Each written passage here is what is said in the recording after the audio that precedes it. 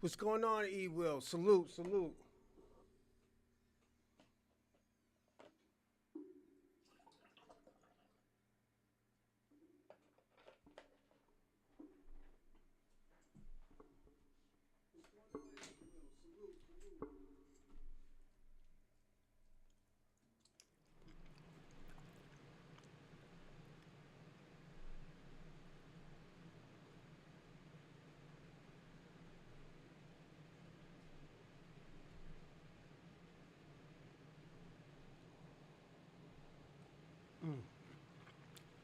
How's everything?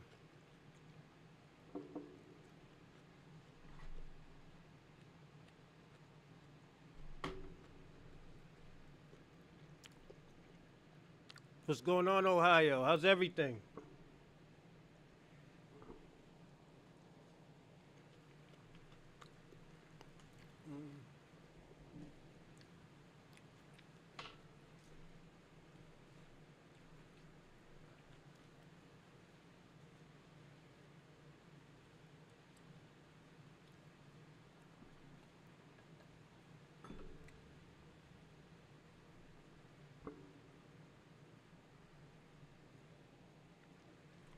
Um, Today we got actually a good show.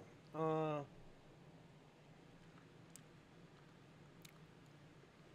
we're going to be talking about something that just happened, something similar. I was going to do the podcast. I was going to do the Chocolate Man podcast, but I thought this was a little bit more important, so I'll do this tomorrow morning.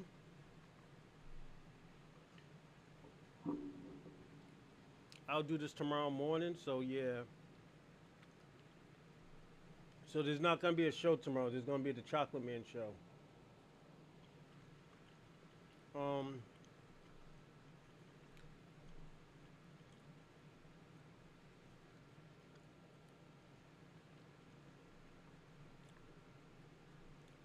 so yeah, it's going to be cool. Um,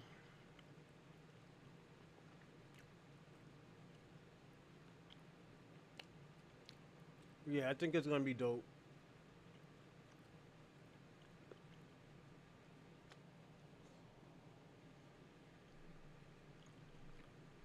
Um, that show, like I said, it was Ghetto Woman gets a bad rap.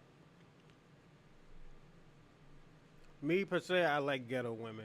I like hood rats. Um, Sometimes they're a headache, but they stand 10 toes down with you. Definitely if you're supporting them too. So, mm-hmm.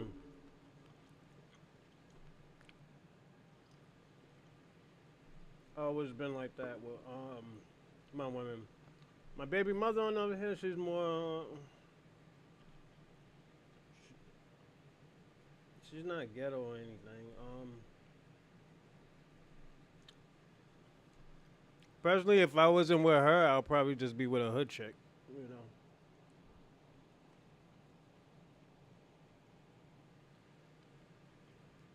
I like hood chicks, like I said. You know. I think they got a bad rap. I think they get a bad rap. Um, Especially black women. Like there's some white hood ghetto chicks. We call them trailer trash. You know. So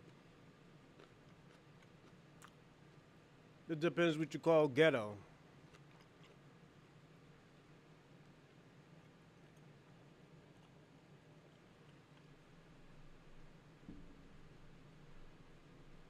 You know. But I think we're gonna have an easy breezy show today. So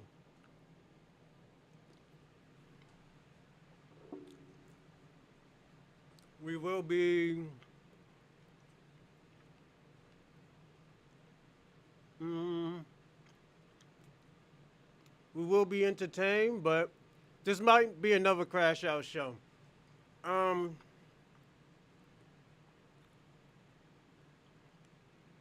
Not for the Pan Africans, but for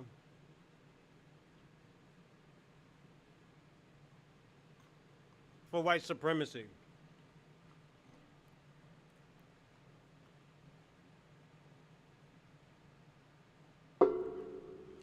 Yeah, cause and I'm gonna say this.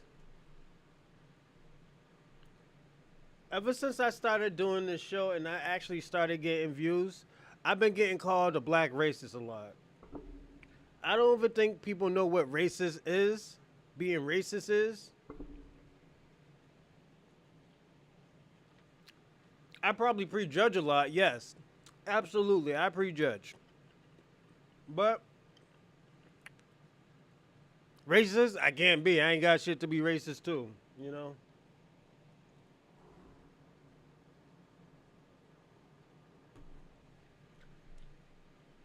The people who call me racist too are racist. You know. It's always mind blowing to me. You know. Never got it, but like, like, let's personally talk about racism in America. All of a sudden, white Americans, is calling black people racist after knowing all the atrocities that they did, not even 200 years ago. They have the audacity to call black Americans racist. I don't get it, you know?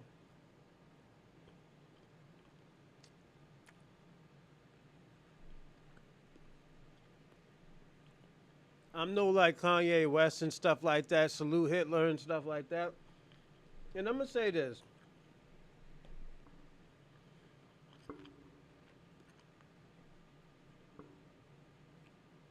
We could talk about Hitler and all this other shit, but what's his name? Roosevelt? At the Olympics, when Jesse Owens was running, he did not salute this man. He did not show this man no respect. The only person who showed Jesse Owens respect was Germans and Adolf Hitler. He even walked Germany and everybody congratulated him. He would have never got that in America at those times.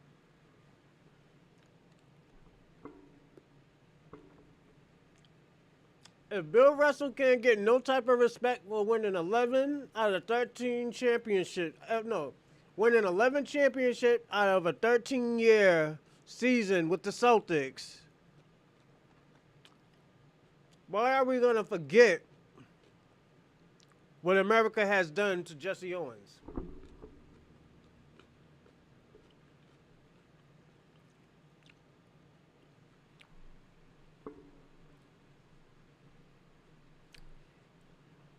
And let's put this way. Let me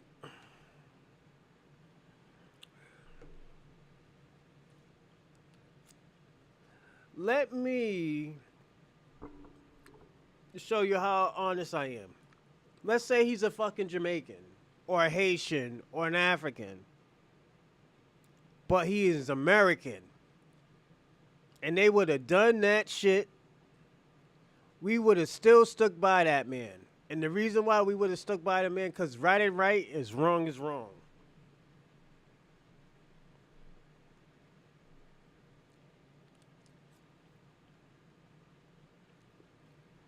It was wrong how these people were treating people in the 50s and 60s.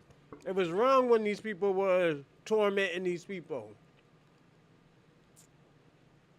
All of a sudden, everybody has a problem when black Americans want to tell their history, to tell the truth.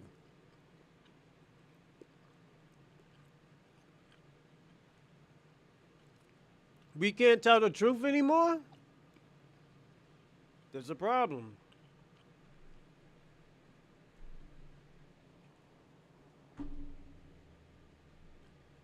All I say, the math isn't mathing.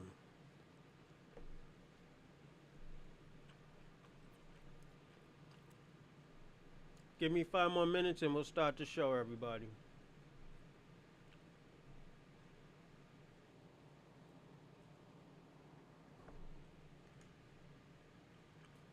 You know, but we also got to be honest. Like,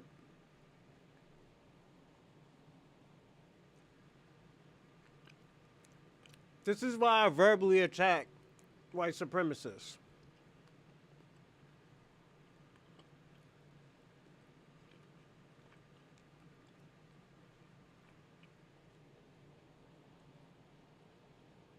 This is why I told, what's his name, St. Michael's yesterday, we will never, ever have solidarity with you.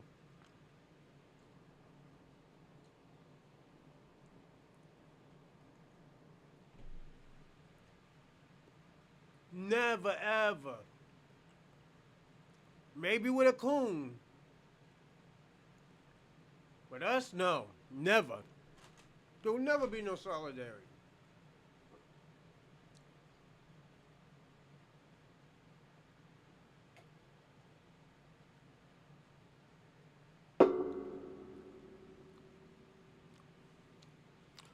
These are the things that we also have to think about.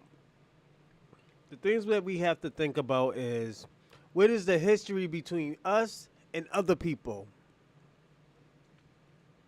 Us and other people.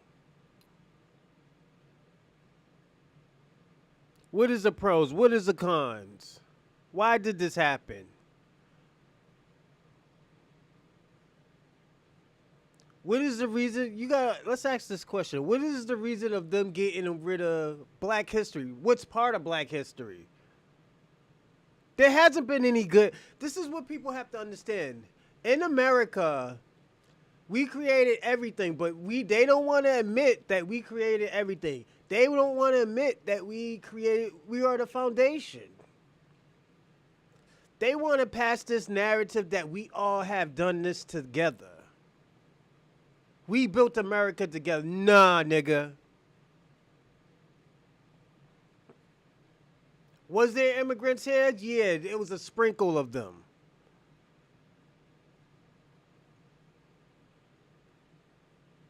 There was a sprinkle of them. So we can't keep on passing these narratives of this.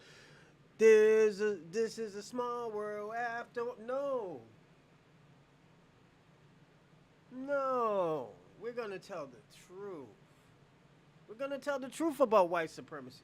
We're going to tell the truth about white culture today.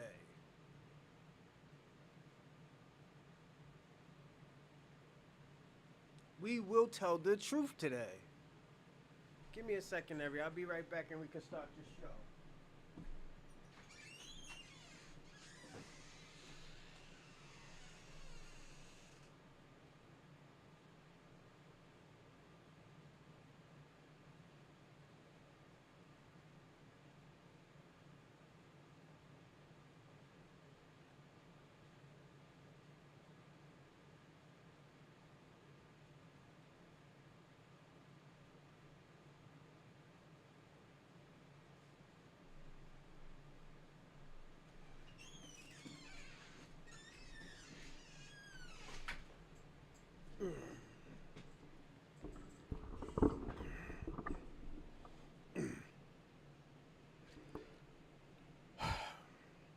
Good morning, everybody, and welcome to the Bronze Reaper podcast. I'm your host, Rosalind Perkins. Today, we're going to do what we call in the hood politicking. We will be doing politicking today. The reason why we will be doing politicking today and not the Chocolate Man podcast is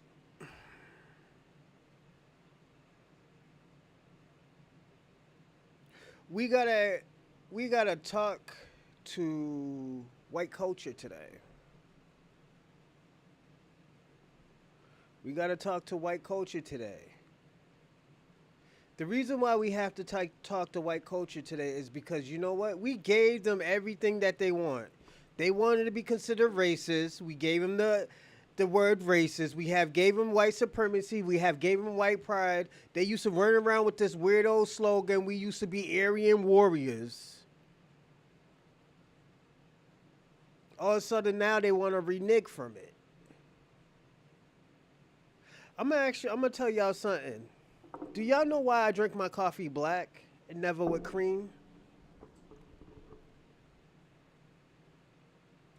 Because it dilutes the quality of the coffee. This is why I always tell people, yo, make my coffee black. Cream, milk, it dilutes the quality of the coffee. The reason why it dilutes the quality of the coffee because the shit's not supposed to go in there. It's not supposed to be there. It dilutes, it sanitizes the quality of it.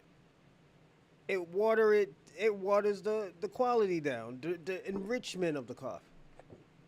So if you're spending $80 on coffee, a pound, and you put milk in it, why the fuck drink the coffee? You better off just going to Dunkin' Donuts, saving yourself a great penny.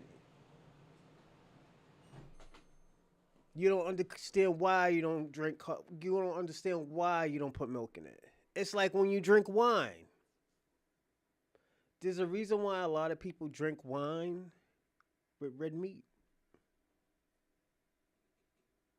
There's reasons. There's always a reason. So now we got to talk about the reason of watering down Black history.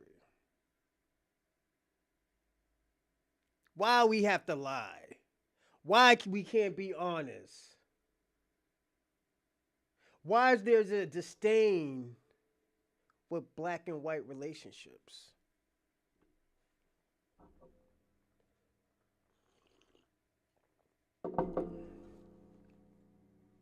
What's going on, DJ X1?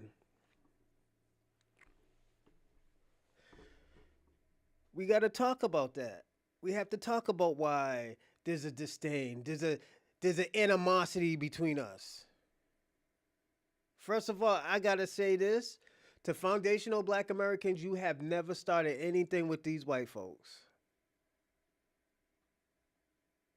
All we did was fight back. We gave them what they want. There's a reason, I'm going to say this and I'm going to go even farther. There is a reason why a lot of countries don't want Europeans, don't want white Americans, don't want the Spaniards in their country. But you know who had to find out the hard way? Africans. Africans had to figure out the hard way. They've been working on erasing our history for the longest. Facts. The reason, and there's a few reasons. One of the reasons is to hide white supremacy. To hide white supremacy. It has always been about control. It always has been about control with black Americans. Because they fear us. White supremacy, white communities fear black America. Why do you think we have to have the excessive policing, the excessive discipline, punishment, quality of living. They look at us as savages. And I'm going to say that. They look at us as savages. They look at us as savages. And let me tell you who adds on to this. People who are not in our lineage. This is why I'm hard on immigrants. This is why I'm hard on Pan-Africans. Because we've been telling them for the longest. Stop doing that bullshit with these people. These people are not our friends. Stop giving us this shaky fucking plan. Stop giving us false hope. Now in 2025, we're calling y'all out. We pointing fingers at y'all now. This is why we be like, yo, we don't give a fuck what you building. Go build this shit and get the fuck out of here. We're tired of being manipulated with your bullshit. Feelings not to get off topic, but where did you get your flag from? In the back row. I got that off of Amazon. I put in Black American Heritage flag. Yeah, you can get that. I got one in my car too. I got the little joint in my car too, so yeah. But yeah, it just and like I'm not mad and I'm not surprised, but we have to talk about it. We can't act like, oh well, like, and I'm gonna say this. Everybody wanna, oh yeah, y'all was for Donald Trump. Nah, we been knew Donald Trump was a racist piece of shit. We knew he's a racist piece of shit. It's just at the end of the day, y'all didn't know. Hey, no problem, man. No problem. Y'all didn't know he was a racist piece of shit. We been started pointing that shit out. Niggas been start falling back from him. Let me tell you who was the first person to warn us? Tupac. Tupac said he don't fuck with Donald Trump.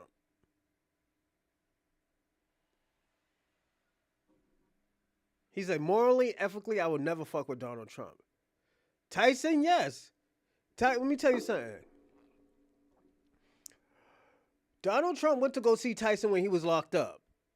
Was he the only? Probably.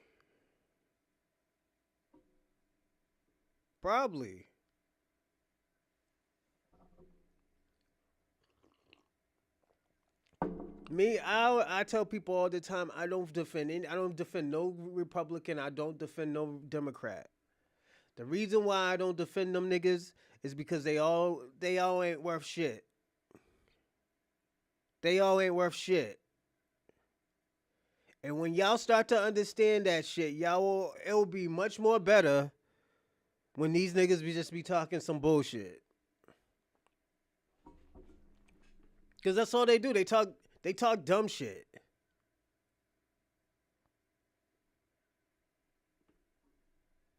And I don't want to hear nothing from no Democrats. Niggas want to give us false history too. Talk about the 1619. Not telling us like, oh, niggas was already here.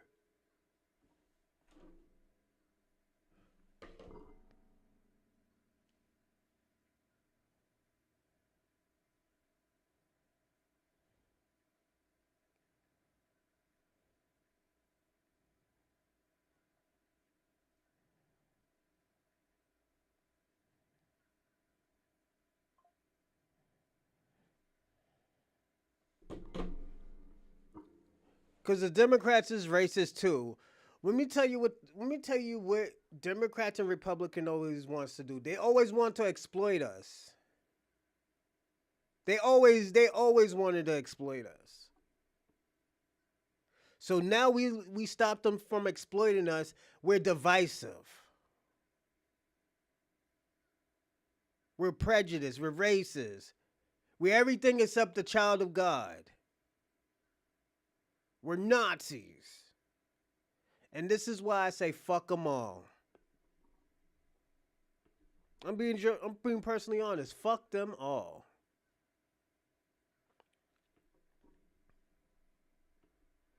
Let's be personally honest. What have the Democrats have done for us? I'll wait.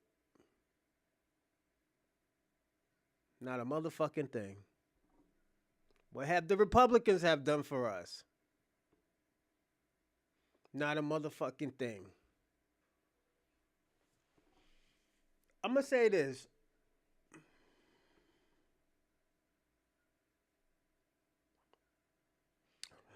This is why I always say we have no alliance with nobody. We should not have no loyalty to nobody. We don't need no loyalty to nobody. First of all, we're not gonna get help. Throw that shit out the window. Second of all, niggas is gonna point their fingers, then try to talk about all the negative shit that 10% of motherfuckers have done. And what's the next? Then you're gonna say we're complaining.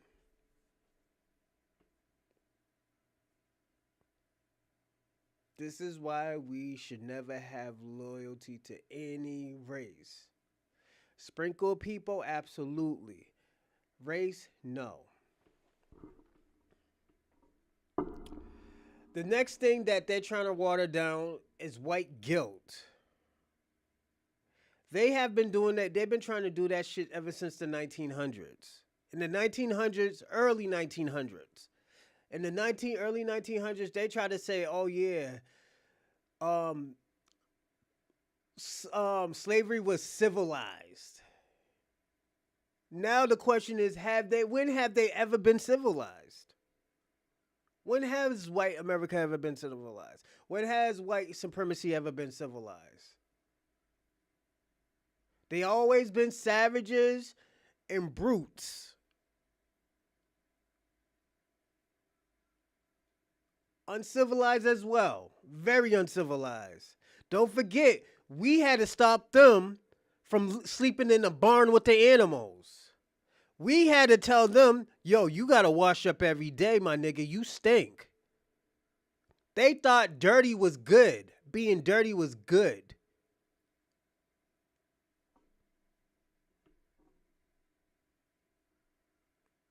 This is the shit that we gotta talk about. And if I'm kicking in the back center and you feel a certain way, fuck it. Fuck it. We gotta tell the truth.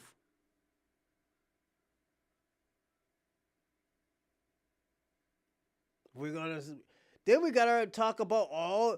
Then after that, we can't talk about all the positive things we did. You know why? Cause y'all niggas stole them.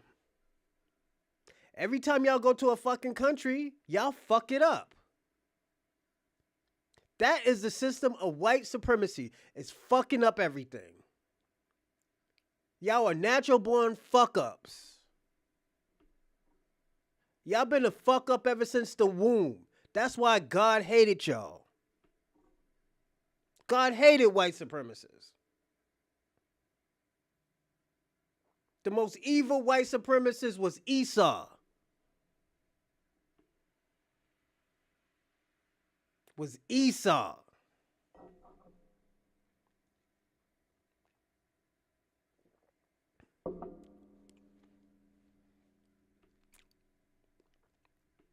Why? Because God said he hated him.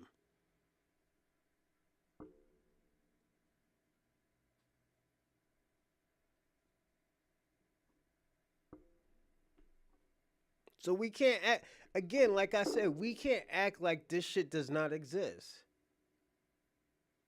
We can't act like, oh, there's some good people. Nigga, y'all just turned good like 80 years ago. We're supposed to forget the other 400 to 500 years that y'all was doing? We're gonna forget about all the motherfuckers that still manipulated, still exploited us, still talking crazy about us? Are you crazy?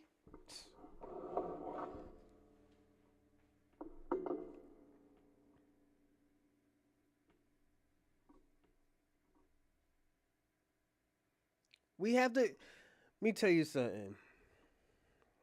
I'm gonna tell you where Africa went wrong. Africa went wrong when they didn't listen to their ancestors.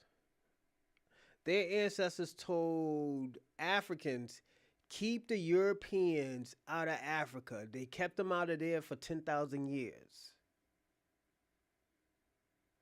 He said that those people are uncivilized and they're savages. They're going to destroy everything.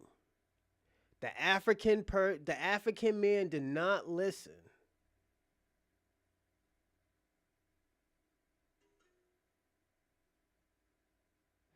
It's cool, Kwame,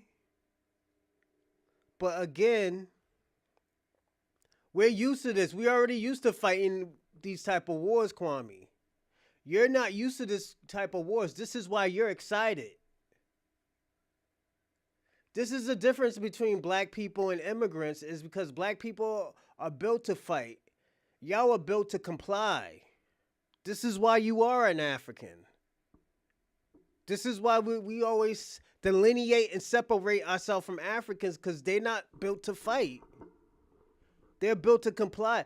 Let me ask you a question, Kwame. And let me show you how you're different from an African. Why do you need chains and shackles? And Africans did it to get their land.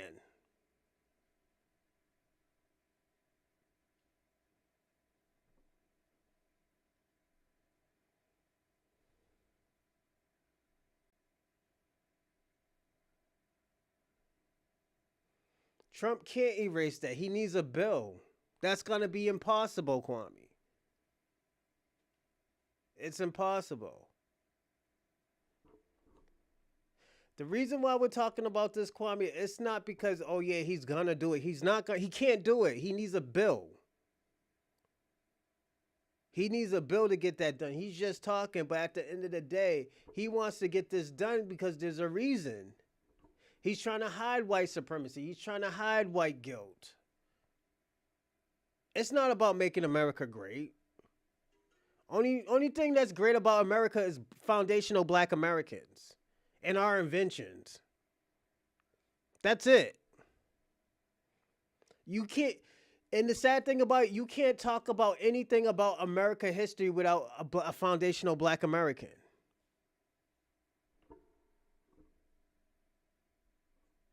You still need a bill. Mm-mm. What's going on, Rando? Kwame, no. That's not how the system works, Kwame. That's not how the system works, Kwame. You still need a bill. You know how long? Let me ask you a question, Kwame. You know how long they've been trying to do that for? It's not going to be done. It's impossible. That's impossible, Kwame. No. Because it'll interfere with the constitutions. No, you can't do that, Kwame. This is why I say it needs a bill. It might be like, oh yeah, the government can't fund that building anymore. If it's government funding, they still need a bill. But if they do pass it, yes. But if I want to go on YouTube and talk about American slavery, I can. You don't need a bill. Yes, you do, Kwame. Why you think half that shit that he was passing is not it's not picking up? People is vetoing that shit. It's Kwame. You know nothing, man. This is why I'm gonna tell you something, Kwame. This is why everybody, yo, violates you. They violate you, Kwame. Nigga, I was just watching a video with a guy who was violating you for 4 hours.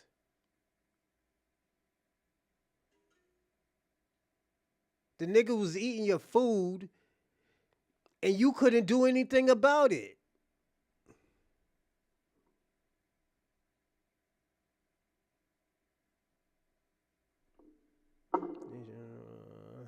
or pain are found in principles in a negative. What's going on, Jeff? Kwame, he's talking. He's not gonna get it done, but this is how evil white supremacy is. This is what I'm talking about. And Kwame, this is why I always put you in the category as a white supremacist. Because you have a white supremacist ideology. This is why, you know what? Pan-African is dead. Y'all are migrating to Africa where it's tribalistic. And none of y'all ain't going to stick together. They're just going to genocide you, man. That's it. You and your people. They don't want you in that fucking country spreading Pan-Africanism. That's why you have no laws in Africa. And one of sanity to American history chunks in charge of overseeing Kwame, you can't put your failure on us. You cannot put your failure on us. First, like I said, it will interfere with the constitutions and the amendments. You can't do that. You can't do that. They probably might not want it in schools, but don't forget, they haven't had Black history studies in high school since the 70s. But they can't stop people from making documentaries, movies, etc. You can't stop that. Everybody, I want y'all to pay attention to Kwame too. You see how he's just talking? This is the false narrative, false prophecy of Pan-Africanism. This is Pan-Africanism at its symbol. They're dying. Look at, he's dying. Look at, he's desperate. Kwame is desperate right now. This is desperate right here. Go on, Kwame. Keep on talking.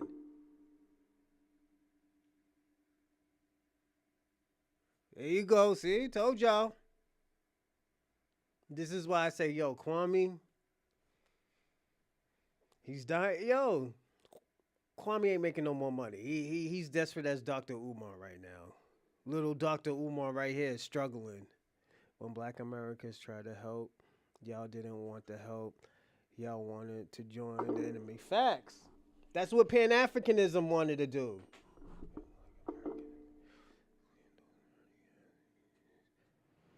You seen that? Facts. That's the thing.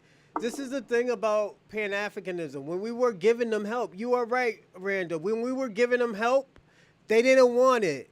They just wanted to lead us to a fucking hill and tell us to jump. Use hope. Y'all ain't no better than fucking Obama. The next thing, the whole reason of doing this watering down Black history is rewriting white history.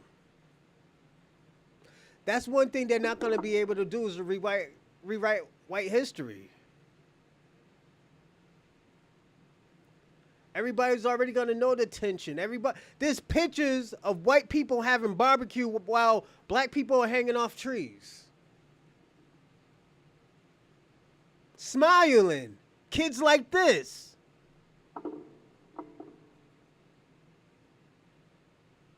It's impossible. That's why I always tell people all the time, it's not going to work, but this is how evil that these people are. You know, Trump's taking Black American history away. It's crazy. That's no reparation. Kwame, why you care about reparation? You're going to Africa, right? No, Kwame, we're going to get reparation. Yeah, this is why I always tell Kwame all the time. Like, he's excited that this is why I always tell people all the time, these immigrants, These Pan-Africans, they get excited when they think bad stuff is about to happen to us. Like, I know this ain't gonna be passed, but we have to talk about it. We still gotta let shit like this be known. Like Kwame, no. He's excited. Look at how excited he is. He's excited. He thinks we're failing. He thinks we're gonna need his help. Kwame can't even lead nobody to a fucking river. He wants to be the leader that bad, but he sucks at it. How are you going to get reparation if you see? Look at history isn't gone. This is the thing, all right. And claim it's going to be like. This is the thing about Kwame. Kwame likes to lie. Everybody knows Kwame's a liar. Kwame is basically an immigrant. This is what tethers do. He's a tether. Kwame wax his penis off when he thinks black people. Oh shit. Yo, this is why I always tell people don't depend on no Pan-Africans, don't depend on no immigrants. They want to see us fail. But at the end of the day, we will always achieve. We're the most successful people. We're the ones with the great genetics. We're the ones who are survivors. This ain't nothing. We've been dealing with this bullshit since the 50s. You know? Kwame, don't forget, Kwame was here when he was like 12. He's been fleeing since he was 12, so all he knows is to run. When the troubles get tough, you gotta run. That's why he's about to run to Africa. Right, Kwame? You're running to Africa, right?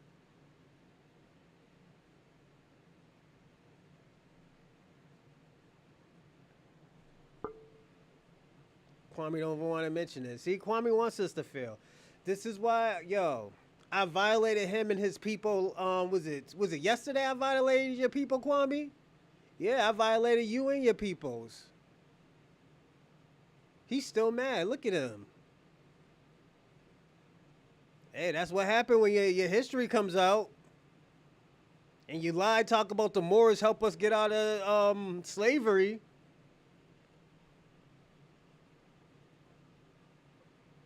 Right, Kwame? Remember you said that? The slaves did what? The Moors did what? I mean, the Maroons did what? I'm running to Africa. Trump's already changing y'all history. Kwame, stop. It's not working. Your history is already changed. Y'all were fun boys. Why would I listen to a fun boy?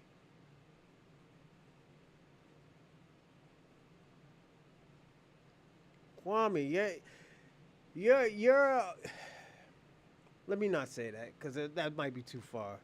Kai, what's going on, Kai? FBAs have always done just fine. Immigrants are the ones getting a rude awakening about the situation here in America. The jig is up. Facts. Kwame just doesn't know. I knew Kwame would be excited about this. It just... The thing about Pan-Africans and immigrants and Democrats, they want to see us fail. They want to see us fail. Kwame got a naked picture of Queen Elizabeth. Oh, shit. Y'all wilding already. Yeah, Kwame wants us to fail, man. It's just like I always tell Kwame, we can't fail, man. You know, and the reason why we have nowhere to run. Kwame always has a place to run, you know? He could run back to Jamaica with King Charles. You know, we can't run nowhere. We can't go to Africa. Africa's too tribalistic. They don't like black Americans. You know, so it's... We defend for ourselves. This is why I said we're the survivor. We're the real true warrior class. We're the ones who did guerrilla warfare? Where was the ones that got ourselves out of slavery? It was let's get these people out. No, it's just these niggas is killing everybody. There ain't gonna be enough of us left if we don't let these people out of slavery. Black unemployment is the highest it's been. Kwame, who cares? Let me tell you something, Kwame. The reason why it's high, it's not because of black people don't got jobs. It's because they add you immigrants with us. Once they stop adding you immigrants with us, they'll say, oh yeah, it's not that bad for black America. Stop saying that y'all are black Americans. Stop saying y'all are black. Y'all are not black. Say that what y'all used to say. Oh, I'm Jamaican American. I'm Haitian American. I'm Guyanese American. All of a sudden now y'all want to use black.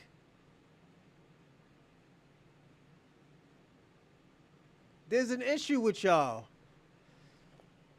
Y'all just want to y'all want to be black when it's convenient. All y'all niggas is running around here like Candace Owens. She's black when it's convenient, you know? Why you hate black Americans so much? Kwame don't like black Americans because you know why? Because we're better than his country. Black Americans is better than Kwame's country. If we wasn't better, why are they over here? Why can't they get shit popping off in Jamaica? Right now, if Kwame was in Jamaica right now, that nigga will be in a river washing himself. That nigga will be washing himself in a river. So it's just, this is what you gotta understand. He's popping over here, but he can't get popping off in Jamaica. Let me tell you something. If a black American had their own country, yo, we would have the greatest country ever in the world. There will never be nobody better than our country. That's how great we are. I love Africa. No, you don't. Stop saying that, Kwame. You love Africans. I don't hate. Kwame, you don't like black people. Stop. Why you? This is why I always tell you you're a tether, because you lie. Tethers lie. They have to lie. You know? Can't say he's cool with black Americans. See, yeah, he can't even say it. Only say negative things about facts. He would be in shanty towns. Facts. He would be in shanty towns. This is our country, Kwame. The fuck you talking about? If you're so great, Kwame, why aren't you in your country? Why did you and your parents run away from your country? If your country is this great, if everything I have been saying about your country is a lie, why aren't you there?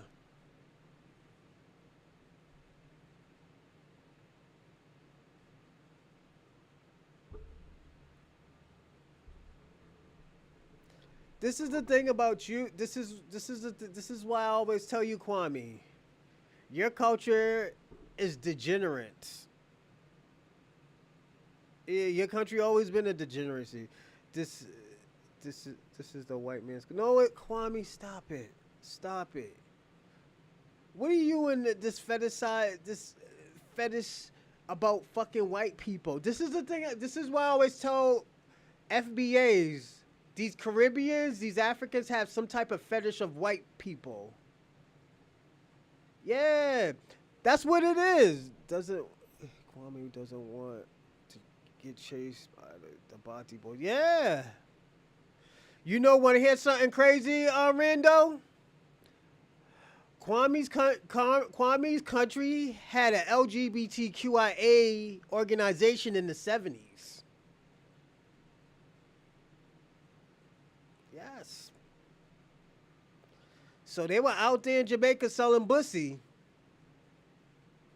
Mm-hmm. Yeah, Kwame is buck broken.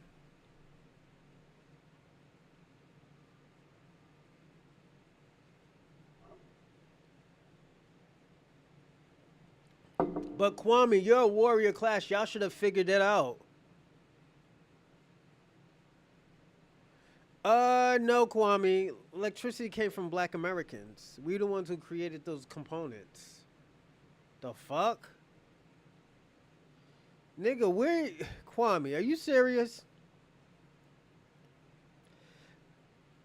The US Constitution came from the white man. You know the Jamaican Constitution came from Europeans, right? Do you know that, Kwame?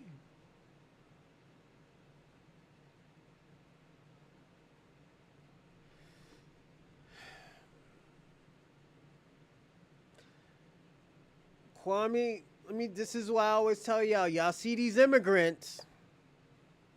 There's gonna be a sprinkle that's on our side, but most of them, they are our enemies. And I gotta be personally honest. Kwame's our enemy. Absolutely. The whole American culture came from white men. See, you see that? He's trying to sanitize our history already.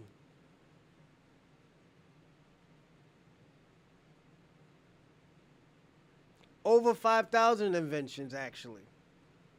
50,000. Let me correct myself. 50,000 inventions and components. Components that your country uses.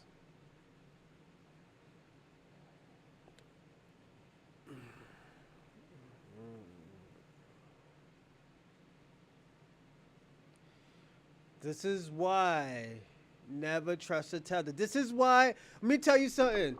A person got mad in somebody got mad in my comments and said, they got mad at me because they said I was racist for saying, I think I deleted it too. He put it in twice. I said, I never met an African that had good intentions. I never really met an African that had good intentions.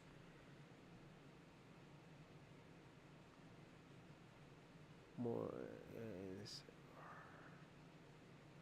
Oh, that's facts too, yeah.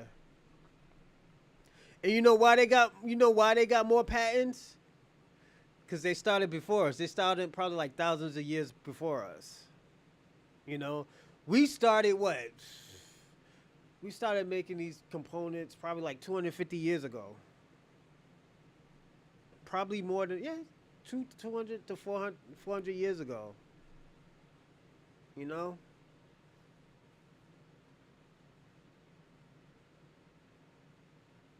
Facts. I was just telling them, I was like, yo, Black History Studies got taken out of high school and elementary school in the 70s. Yeah, that shit got taken out in the 70s. You know? But yeah, this is got, told you, Kwame, Jamaicans, don't trust none of them. Don't trust none of them. You know? This is why Pan-Africanism failed. It all failed. Look at them. Are you still blaming? All right. I'm glad you're on here, Michael, St. Michael's. You see this guy, St. Michael's, right here? He is an offspring of a losing culture. His culture been losing forever. Let's go back into Europe. Europeans was only washing themselves twice a week. They never brushed their teeth. They never, when they had periods, they kept it. They just kept it. Black people had to come up with tampons. We had to teach you how to wash yourself, St. Michael's. Even though you still don't wash yourself properly. Watch this. St. Michael's, what do you do first? You wash your face or you wash your body? And what do you use?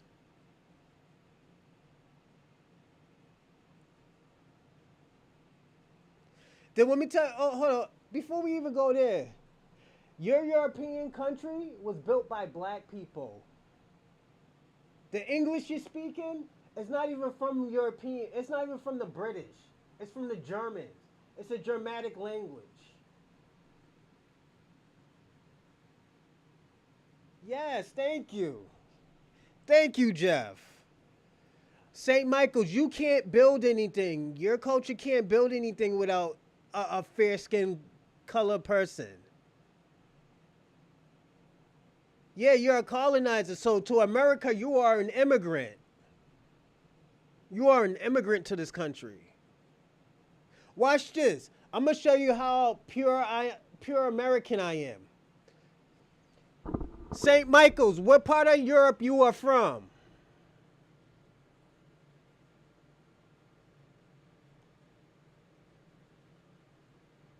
St. Michael's, what part of Europe are you from?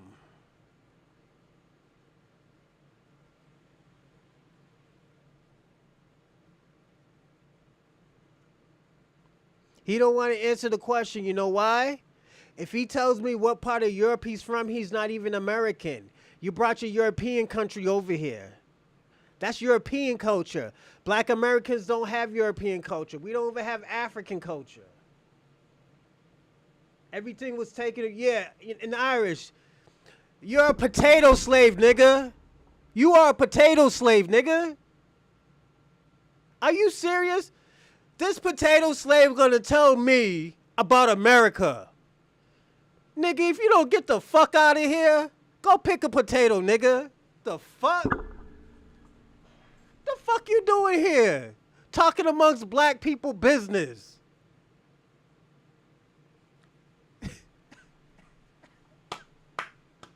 You should have. Nigga, you're a potato slave, my nigga. You ain't no good to nobody. You are African, yo. You are Africans to white people. Scammers, thieves, liars, drunks, bad fathers. Nigga, are you serious? Nigga, not even Europe. Europe don't even claim you. Nigga, are you serious?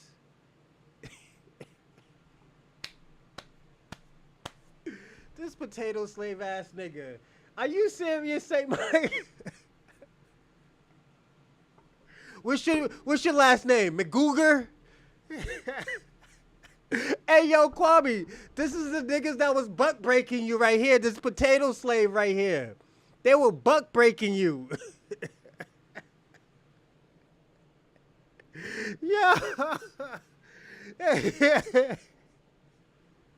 Yo, Kwame, those are those niggas that found your country.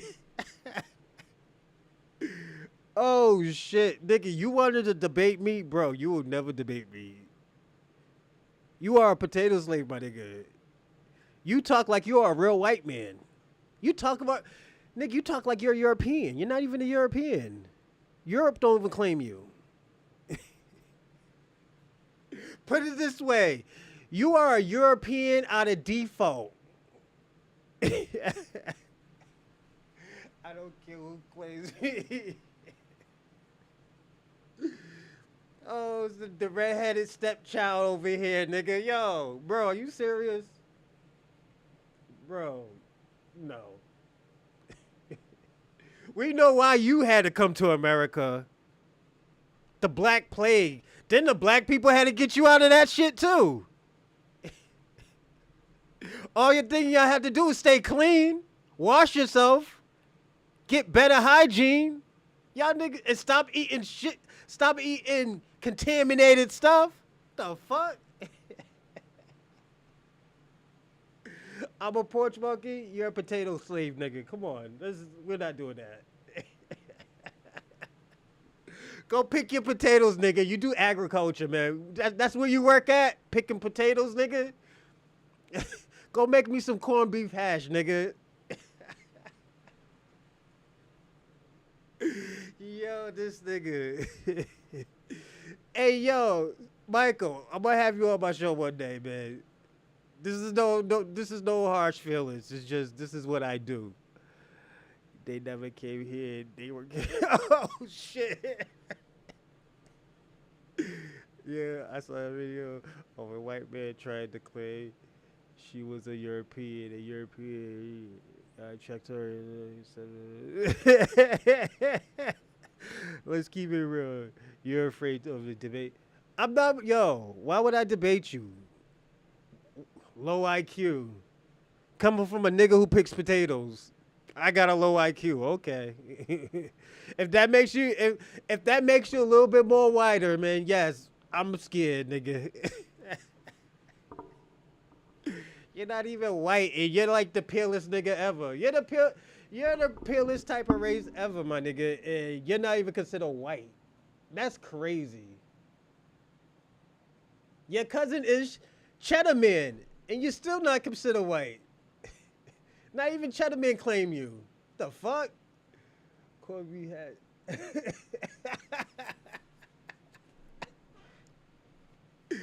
I have a job. Clearly, you don't have a job, bro. Okay, if you don't think so. He mad. He's mad. The little leprechaun is mad. Jesus Christ, man. I'm fucking with you. Stop crying like a little bitch, nigga. How the fuck can y'all talk about y'all was Aryans and all this other stuff and y'all can't take a motherfucking joke? This is why I say you come from a bitch culture. Your whole country is a bitch. Look at you. You complain, oh, your mama and your dad.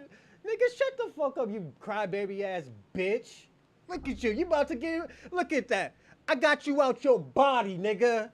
Look at you. I took your soul. You still living. I took that nigga's soul. He's mad right now. He's mad. My nigga, I've been on my own since I was 14, my nigga. Come on. Are we gonna really talk about that? How long you been on your own? Oh yeah, your moms and pops put you on a boat and sent you to where you from? New York? You probably from New York. You from New York, St. Michael's? You sound like a New York nigga. He mad now. He want to correct somebody. Nigga, you need to correct your history in those population of them babies, nigga. Oh, he's mad. He's mad. Look at him. He's about to cry. Let me tell you what's really killing your population. Everybody's mixing. The white man mixing with the black woman. The white woman is mixing with the black man. It's just y'all ain't pure no more. Y'all are black. No more Cheddar Man. You are what your father is. You sound like Kwame. I'm gonna say this, St. Michael's. You sound like Kwame, and you enslaved and fucked his people. You raped his people. I'm gonna tell you. Okay, St. Michael. I'm gonna be pure as honest. This is what you and your ancestors were good at: raping people, stealing, being drunk. I can keep it. Respectable white boys call that tainted meat. Oh, y'all call it tainted meat. See that?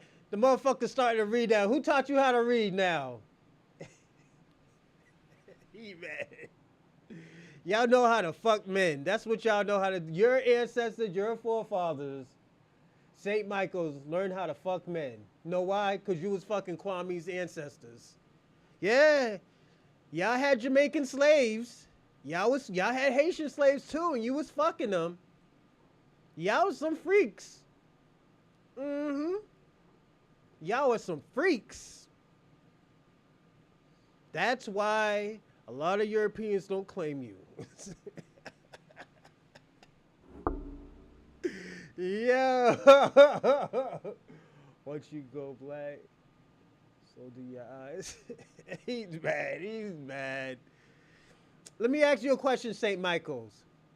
You ever fucked a black woman? I know you fucked a black man, but have you ever fucked a black woman?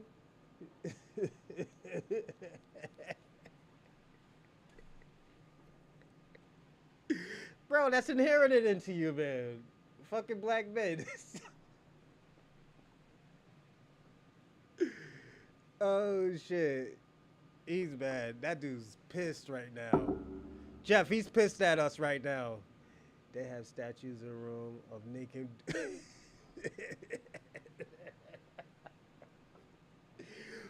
They used to be warriors. They used to be Aryan warriors. Now St. Michael's live in a mobile trailer. This nigga.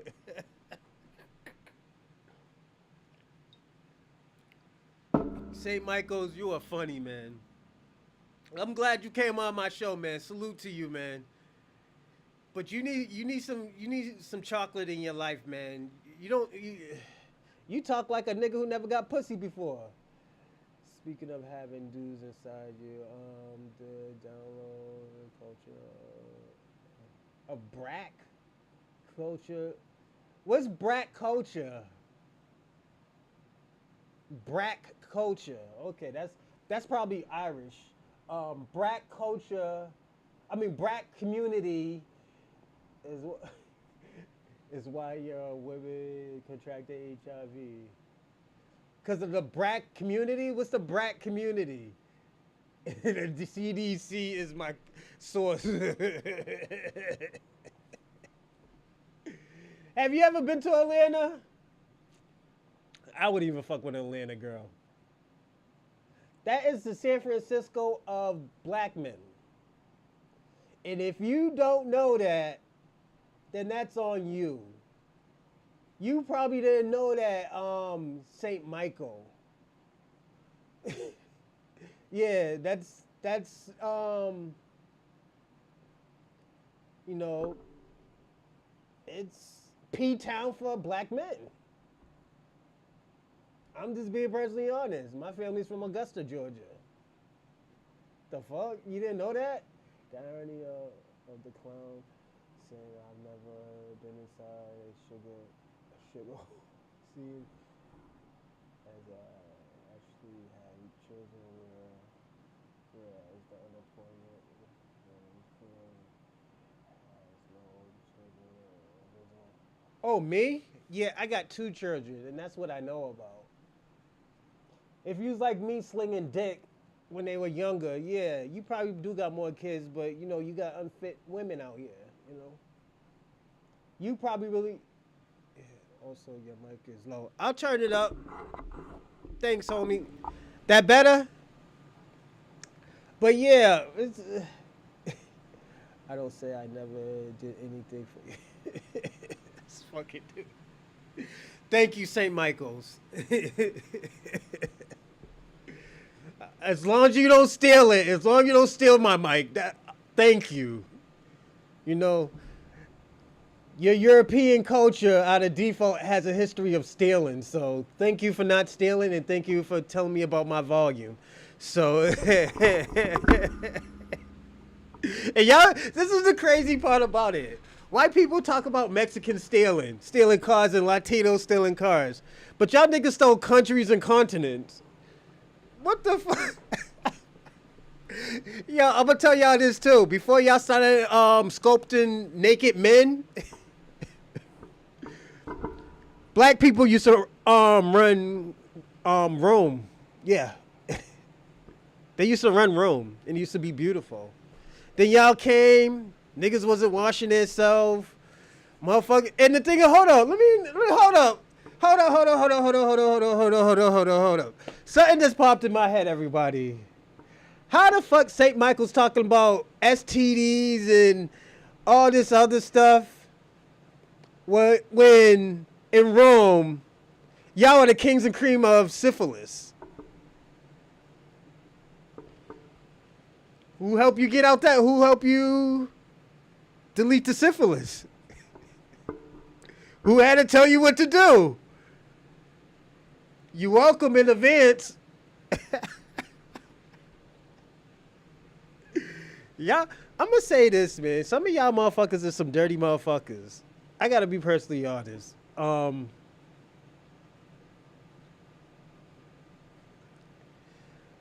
CDC. I don't need CDC that stats to tell you about kings and queens of syphilis. So, oh my god, you know something? I never noticed. Y'all kind of like damn near every fucking disease. You know, you'll see that it's true. But you're telling us something that we already knew about Atlanta. I just told you Atlanta is San Francisco for black men. So if you're on the down low, they go to Atlanta. You don't think we knew that? Where you think that shit came from? That was almost exclusive. Uh, Brack came in. Hey, you forgot to put L. You put in R. He's saying Brack. This nigga's crazy. Shout out to St. Michael. Shout out to Jeff. This nigga saying Brack. Shout out to Kwame. Shout out to Kai Official.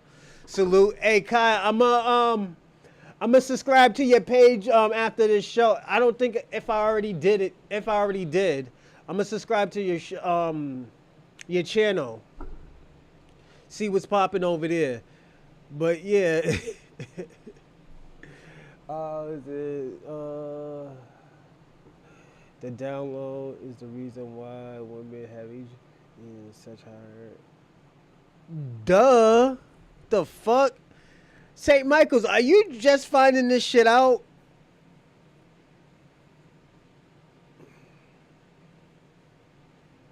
You ever heard of Freddie Mercury?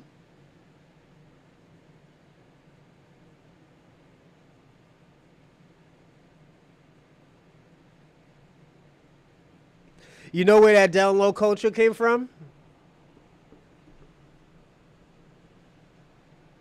You know where the down low culture came from? Like it always been here, but like Sodom and Gomorrah. That's God told him to stop doing that. He's mad. Look at it. But yeah, Sodom and Gomorrah. But after that, it came from Rome and Greeks. If you ever heard of, if you know about Christmas, this is where the gifts came from. Like giving gifts and stuff, it came from Christmas. The pagans did not want to give up their holiday where they were like fucking each other and stuff like that and drinking and getting fucked up and like they were fucking each other like men and women, women on women, men on men. No, it didn't come from Africa. I'm telling you the story now. It's a pagan holiday. Came from pagans. That's why you have Christmas. This is why you represent Christmas, because the gift giving. The gift giving was the little boy. It was the boy that you was pounding. Your ancestors was pounding St. Michael's. Yes. So that's where Christmas came from. The Christmas tree came from Austria, because those are the only type of trees that actually really do grow from in the European area. Because Christmas is a fake holiday, technically. It's a pagan holiday, like I said, but they didn't want to get rid of it, so the Christians made it and said it was Jesus Christ's birthday. But Jesus Christ was born in like February, March, or April. You know, so yeah. Part of Africa today, they eat albino because they think they're...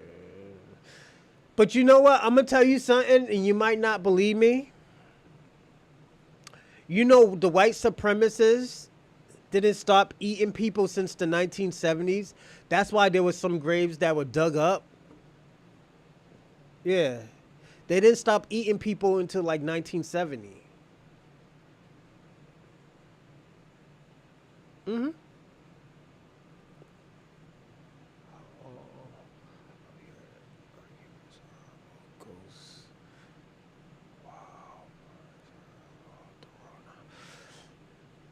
Well, did you read the topic?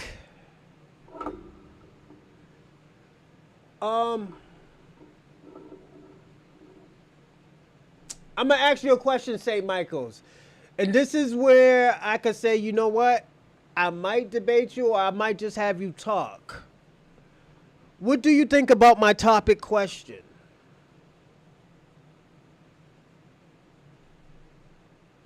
I will even do that.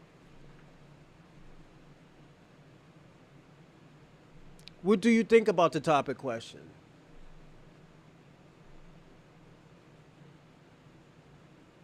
And I want to hear from you because you're a white supremacist. So yeah, the topic is about black. Uh,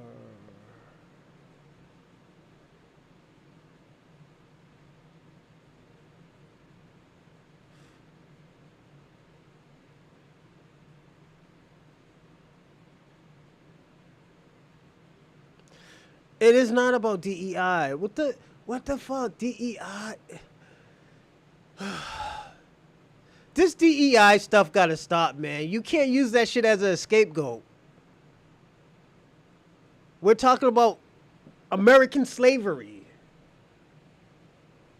We're talking about atrocities that Americans cause.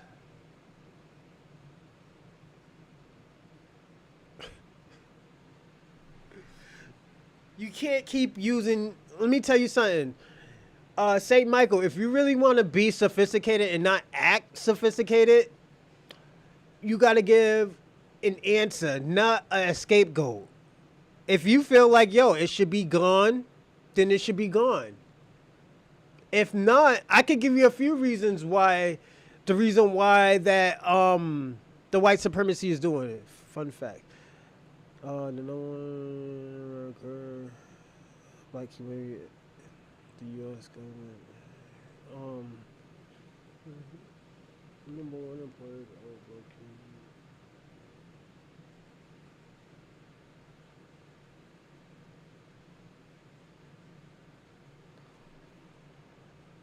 What type of jobs? We're not talking about, oh yeah, the nigga works for the government cleaning toilets and shit. And how? Let me ask you a question. How you know that they're not immigrants? Like they're not from a different background? A black American and a Jamaican or a Haitian American are different. Do you know that, right?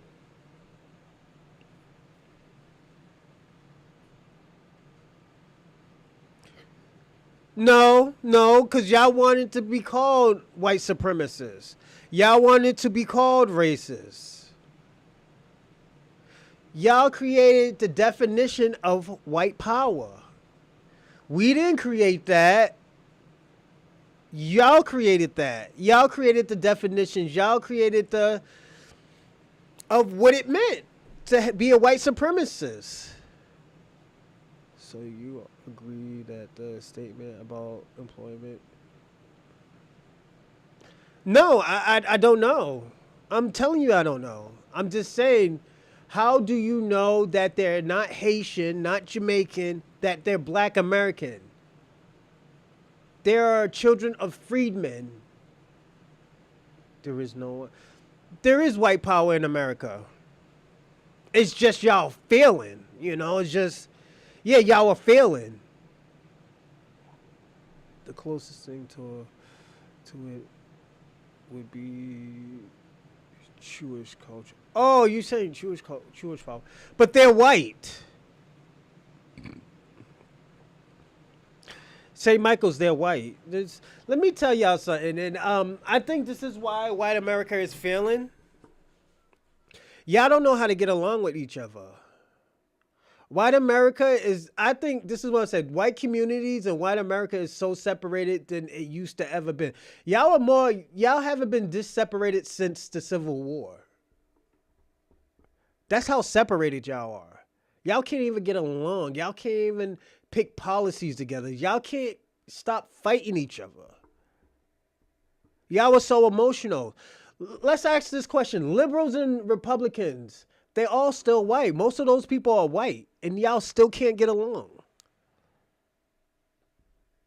Am I mixed? They are mixed. No, they're white. They're white. What do they mix with? Another whiteness? Like, come on, they're white. They're from Polish. They're from Polish, Ukraine, fucking all of that. They're white. No, he's African. But I do have African genetics. I do have African DNA. Yes, I do have African DNA. But McTumbo he's a pure African. I went through an ethnogenesis. White people are not Jewish, man. I mean, Jewish people are not Arab. Come on, are you serious now? We can't be doing this now. We could tell a Jewish person is white.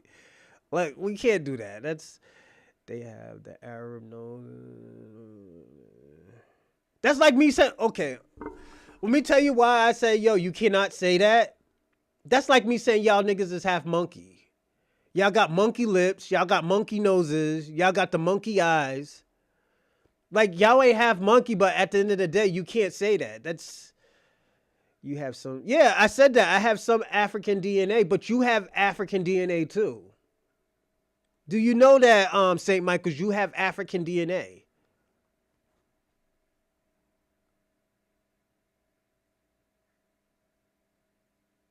It doesn't matter. They're still white. They're still white. You clearly don't know anything about genetics. They are still white. Okay, let me ask you a question. So can we agree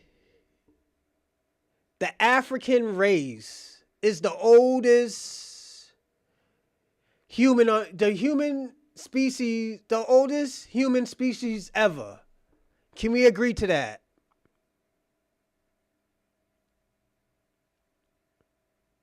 No, you do. You have African DNA. Because white people didn't just come out of nowhere. White people came from Africans.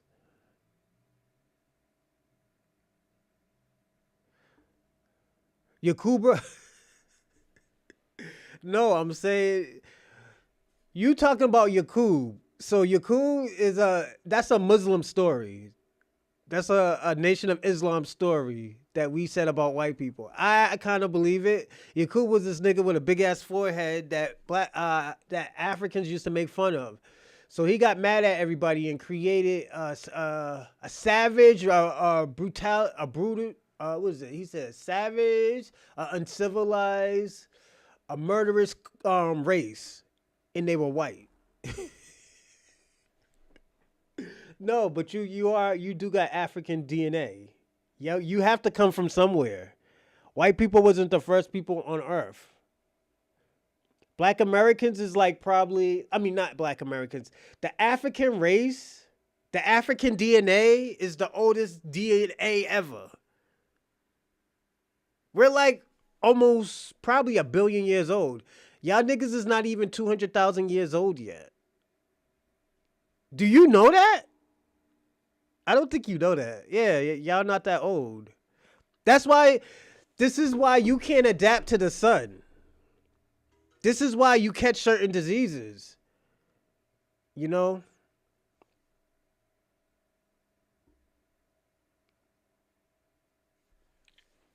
I asked you a question, you still didn't answer it, and I told you, yo, I'll let you talk. You know? But, and the reason why I'll never debate you is, first of all, you're not really a white man. You're just defending white people. And I don't want you to be one of those motherfuckers talking about, oh yeah, Jew this, Jew that. I don't like those type of people. And the reason why, because y'all are white. Y'all all are white. Y'all all practice white supremacists. It's like, y'all are no different from each other. It's just them niggas don't share y'all with anything. They're just more cheaper than y'all. That's it. But I'll let you come on my show and speak and say your piece. Absolutely, I would never do that. You know, I had Kwame over here, and he's a white supremacist too. That's a Pan-Africanist. You know, look how he talks. Told you he's a white supremacist, and he's a Pan-Africanist. He only cares about Africa. Yeah, you gotta adapt to the sun, man.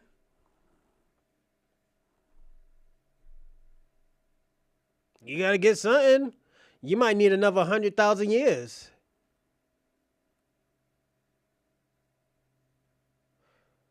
No, like, let me want to hear something crazy. You know why Iceland people are strong? Because they adapt to their environment. Like people from Iceland and Greenland, like the cold. I don't know, not Iceland. Iceland is not cold. Greenland is cold. And they're like strong like Vikings and shit. It's because they adapt to their environment. They're so used of lifting. You know, you can go fact check the vitamin D and clean. No, I'm talking about melanin. I'm talking about melanin. That's what fucks y'all up. You can't adapt to all the resources, the Earth's resources. You might need another 100 to 200,000 years to adapt to that. Like, I'm being personally honest. Like you gotta understand.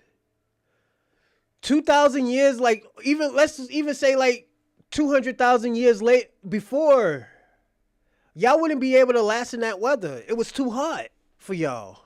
Y'all would have died. The animals were even bigger. These animals were even bigger than they were now.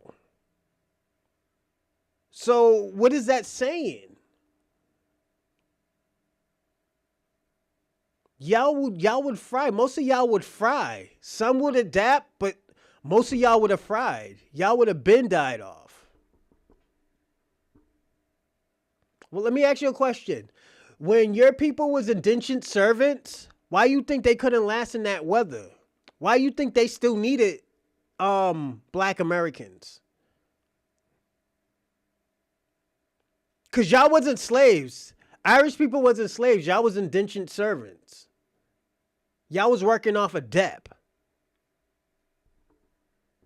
So don't try to use, oh yeah, we were slaves too. No. Y'all probably picked a few potatoes in Ireland and y'all calling yourselves slaves. No, we ain't doing that shit. Don't tell me you believe one color. I'm not African. My family been here for a very, very long time. I have ancestors in Alaska.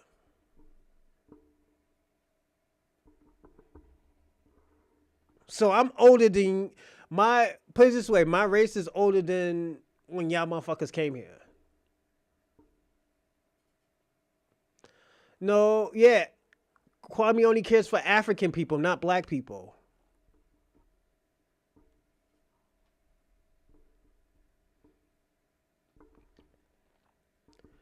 No, like, yeah, I'm not I got African, but yeah, St. Michael's. I have African DNA, but I'm not, African. That's why I said like McTumbo is he's more pure, he's a more pure African than I am. I have African DNA in genetics, yes. But that's from like thousands of years ago, you know? Look how I look. I don't even look like an African, so. And the funny thing about this, I think this is the largest I ever grew my beard. I usually just cut it myself or I just go get a haircut. I will say this though. Give me a second.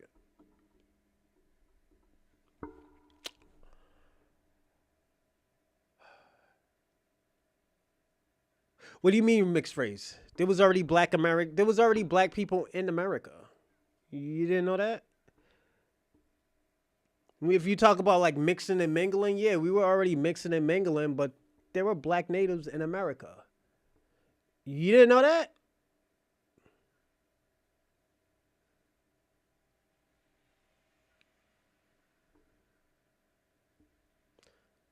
Nah. Here we go with this Benin shit. I'm gonna tell you a story, St. Michael's. This guy Shabaka, I told him my mother did a Ancestry 23andMe or that ancestry test, and I told him my mother's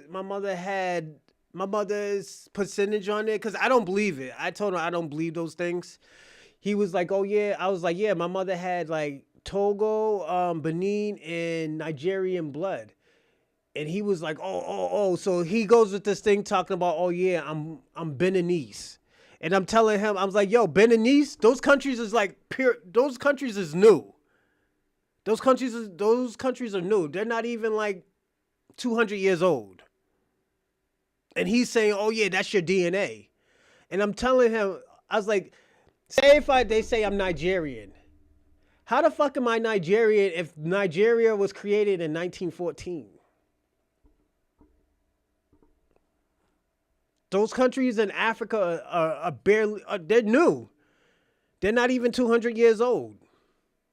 But this man wants me to be from Africa so bad. It's just, who wants to be from Africa, man? It's just, those are liars. Those are scammers. You know, they eat bushmeat. Like, live in mud huts. I'll probably be the most richest person in Africa with a 2-bedroom fucking mud hut. What the fuck? Like, come on. Shabaka's though. He's like, you only care about.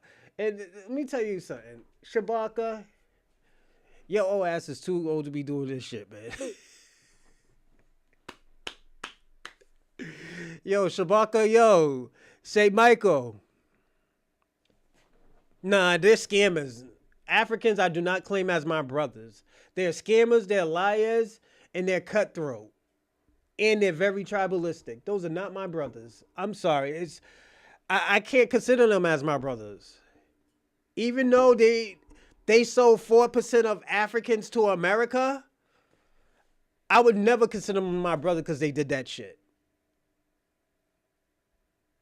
Those are ruthless savages. They are savages. And I'm sorry to say that because I do have people who happens to be fucking African, but most of their cultures is savagery. Genetically, they are a part. But no, are you serious? That's like me saying, yeah, genetically, you're part Jewish.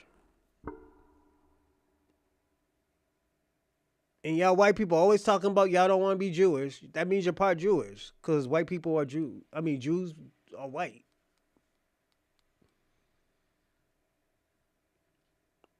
It's just, y'all not better business people. Let me ask you a question, St. Michael's. How do you feel about people saying that they took your country?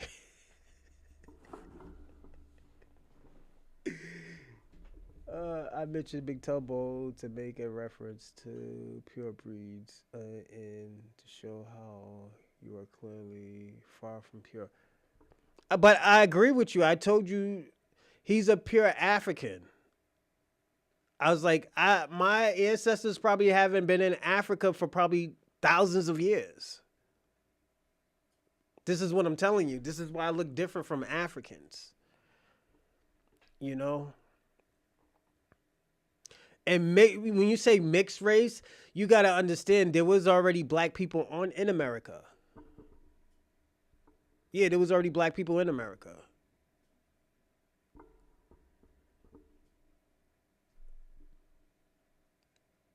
You know the easiest way to get to America?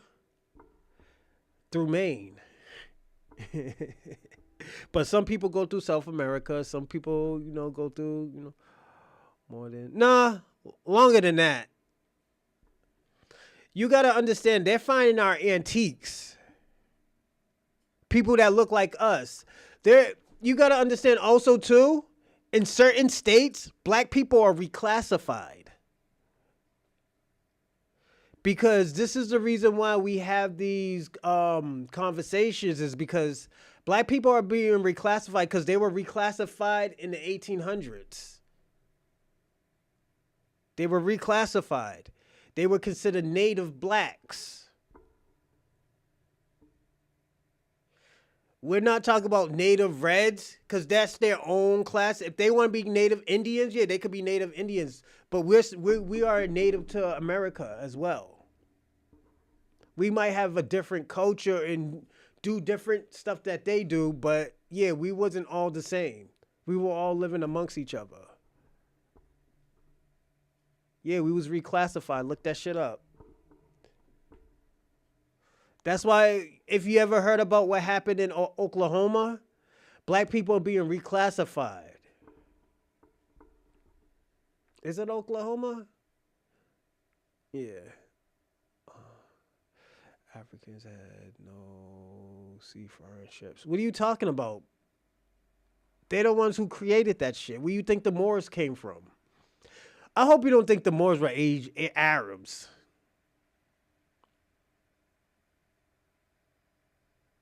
Yeah, Moors created everything. Those were Africans. They were Africans in Asia. That's why you have dark. This is why you have dark Asians in Asia. That's why you have slanted Asia. You have Africans with slanted eyes. You gotta understand Africans, like the pure Africans from thousands of years ago. They all migrated everywhere, all around the world. This is why I always tell you that there were fair skinned. There was, if you want to say, Africans everywhere. It's just they went through an ethnogenesis. This is why you're finding black sculptures in Russia. This is why you're finding black statues in like Europe. This is why you find black artifacts in South America and North America, because we were already here. You gotta understand, white Americans only took 4% of Africans. The person who took more Africans out of Africa was Brazil. Brazil had like 10 million. America only took 400,000. That's why when you say there's 40 million plus black Americans in America, that shit doesn't add up with 400,000 Africans coming to America. Yeah, you got to do your research with that one. Look in the mirror. Africans. Shabaka, we're not defending you no more. If them niggas send you back, them niggas send you to alligator fucking Alcatraz, that's on you, my nigga. We don't give a fuck. I'll send you some sheets and a blanket, nigga, all right?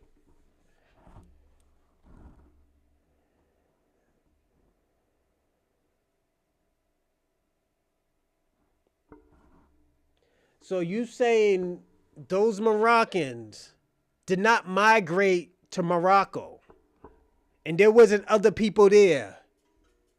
Salute FBA Convo. How you doing, man? Yeah, we about to start the show soon too, so I'm just letting y'all know. Yeah, Moroccans are technically Persians. The motherfuckers, the Moroccans that y'all say that are Moroccans, they colonized that land. They wasn't on that land first. Those were the Moors. And if you really want to look at it, when Moroccans get to America, they consider themselves white.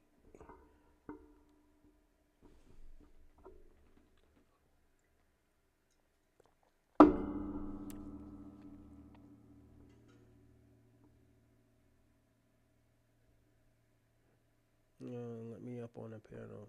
Oh, okay. Email me. Look at my description. My email's in the description.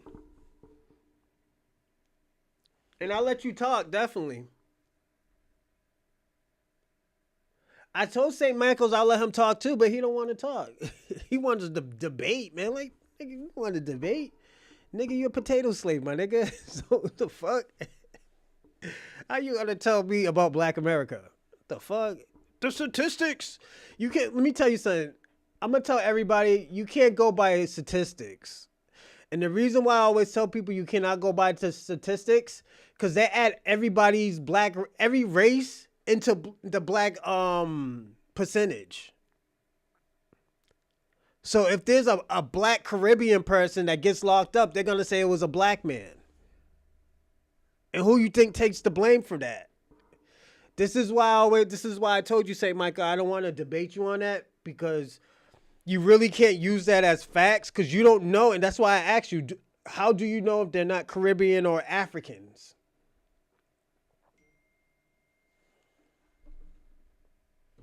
That's why I always ask you, you know? And if you can't answer that question, I wouldn't debate you on that. I'm not even going to set you up for failure like that.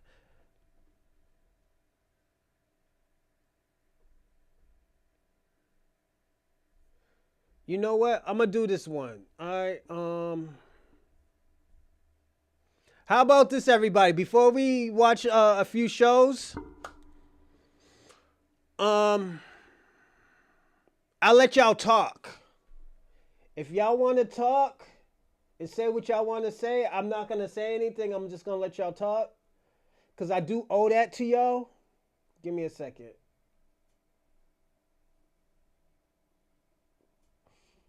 I do at least owe that to y'all. I'm going to write down my email address. And I want y'all to email me. I'll send you the number.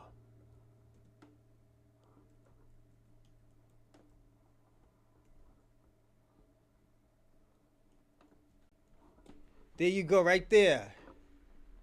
Highlight that. Highlight that and send it. And I'll send you my email. Say this is blase blah. And I'll let you talk. I'm not gonna debate you. I'm not gonna say anything. I probably might ask a few questions, but I will let you talk.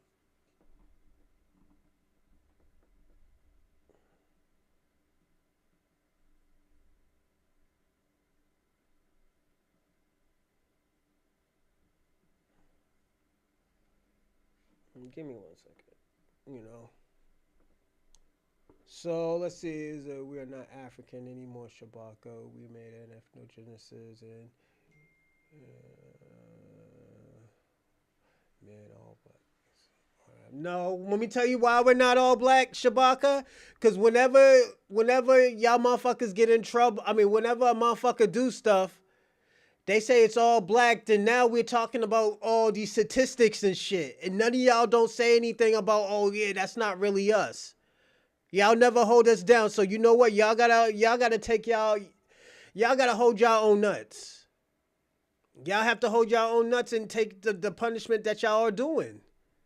If your people is doing that, that's on y'all.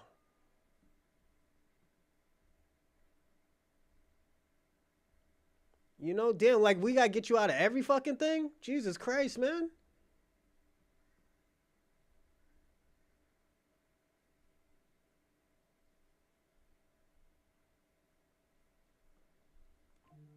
So I'm gonna do another, what is it, 5 minutes?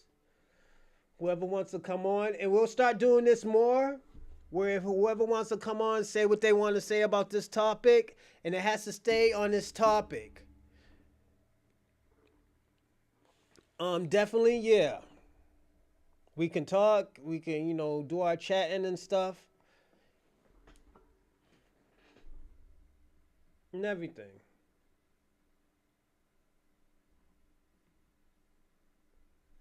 Give me a second, everyone.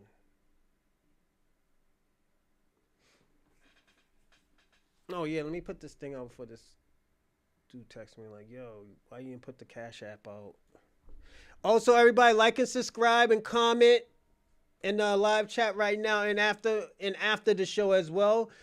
And if you want to send us donate to the platform, there's a super chat right there. Cash app right here. And my Venmo if you have Venmo. And thank you for everything, everybody. Even the people I argue with, thank you for even like listening and doing your thing. Like even thank you to Shabaka, even though he be lying most of the time. But he's an African, so Africans lie. So yeah, I'm fucking with you, Shabaka. Don't leave your body. Don't leave your soul, man. Jesus Christ. But you know what? I'll tell you the pros and cons and what I wrote down because I did write down some stuff. All right, the pros for white supremacy is that the you America might get allies and people might believe it. You know, people might believe what's going on with the if they try to erase slavery. The other part is they might build relationships with different countries, you know, with different races. Also, it might rebrand white supremacy. It might rebrand white supremacy, you know. But like I said, I don't think that shit's gonna happen. You know, and the reason why I don't think that shit's gonna happen. Hold on one second. Let me see if anybody says something. The reason why I don't think it's gonna happen is because the history is already tainted. We already know that these people wasn't good people. You know, they weren't good people. They were evil. We called them devils. The red natives called them monsters.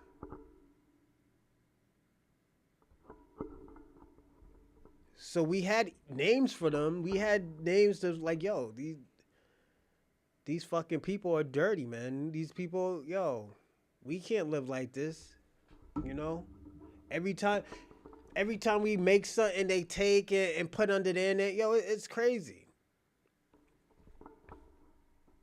It's crazy, and this is how we have to look at them. And like, I'm gonna tell you the cons of it too. America and white America might be. I'm gonna say this: if it really does go happen, if this really happens, and even if it does happen, we still know the history. We still know the history of America that will never be erased. America and white America will look like hypocrites. They will look like monsters. Well, they do look like monsters. And they also will look like savages. This is why when I was talking to St. Michael's, I was telling St. Michael's, I was like, yo, you can't erase your history. You could say everything, you could say anything and everything about your history. I mean, about what's happening now. But this has your blueprint and your fingerprints all on it. This is why certain people act a certain way with white America. This is why a lot of black people are fighting back. And when you talk about violence, you can't talk about violence when your race committed genocides all over the world, not just in one or two places, all over the world. You killed your own people. You got to understand, these white supremacists fight each other of who controls what. And this is something that you will never. This is something that they will never ever hide. And also too, if they try to hide this and not try to fix it, I think America's truth will come out about it, and it will destroy this country. It will destroy. It will destroy the relationships that they have because they can't tell the truth about their country. You can't be a savage and be civil at the same time. It's impossible. You can have fucking manners, but you're still a savage.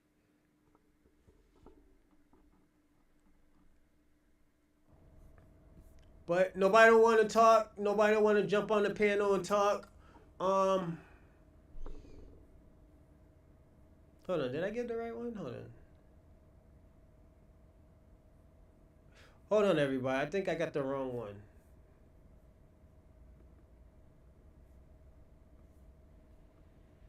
Oh, okay. Hold on. I got it. I'm gonna send you the. I just got you, KJ. I'm gonna send you the number.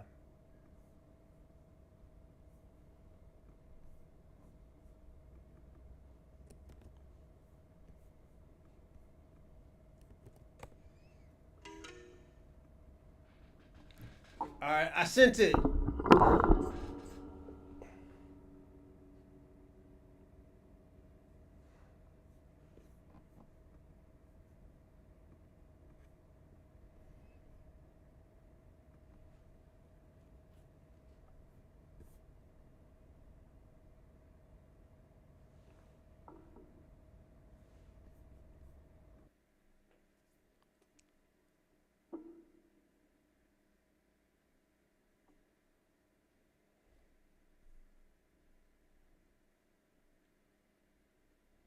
Mm, let's see.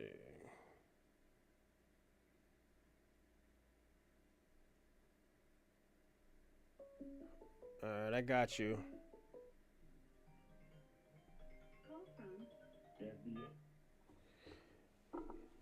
What's going on? What's going on, Reaper? Man, we back at it again. How you Yeah, doing today? I'm doing good. I'm doing good. How's your day so far? Happy Wednesday. Hey, it's a Wednesday, hump day, midweek, and just chilling, man. Just checking out the NBA. What's up on the videos and stuff. Okay. All the every NBA stuff, man. I mean, I was noticing that a few tethers showed up, and you always got Shabaka, and you messing with my boy DJ Shabaka. You need to chill out, man. You ain't even listen to what DJ got to say, man. Yeah, man. He's still talking about war stories with Pan Africans. So I try to give him grace, but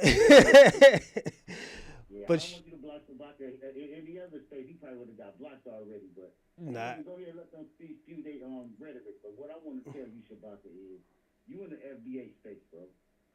Your voice is very small here. We don't even really care about what you're saying. You just saying stuff. We know that you're gonna go here with your talking points or whatever, think that you're gonna have your gotcha moment.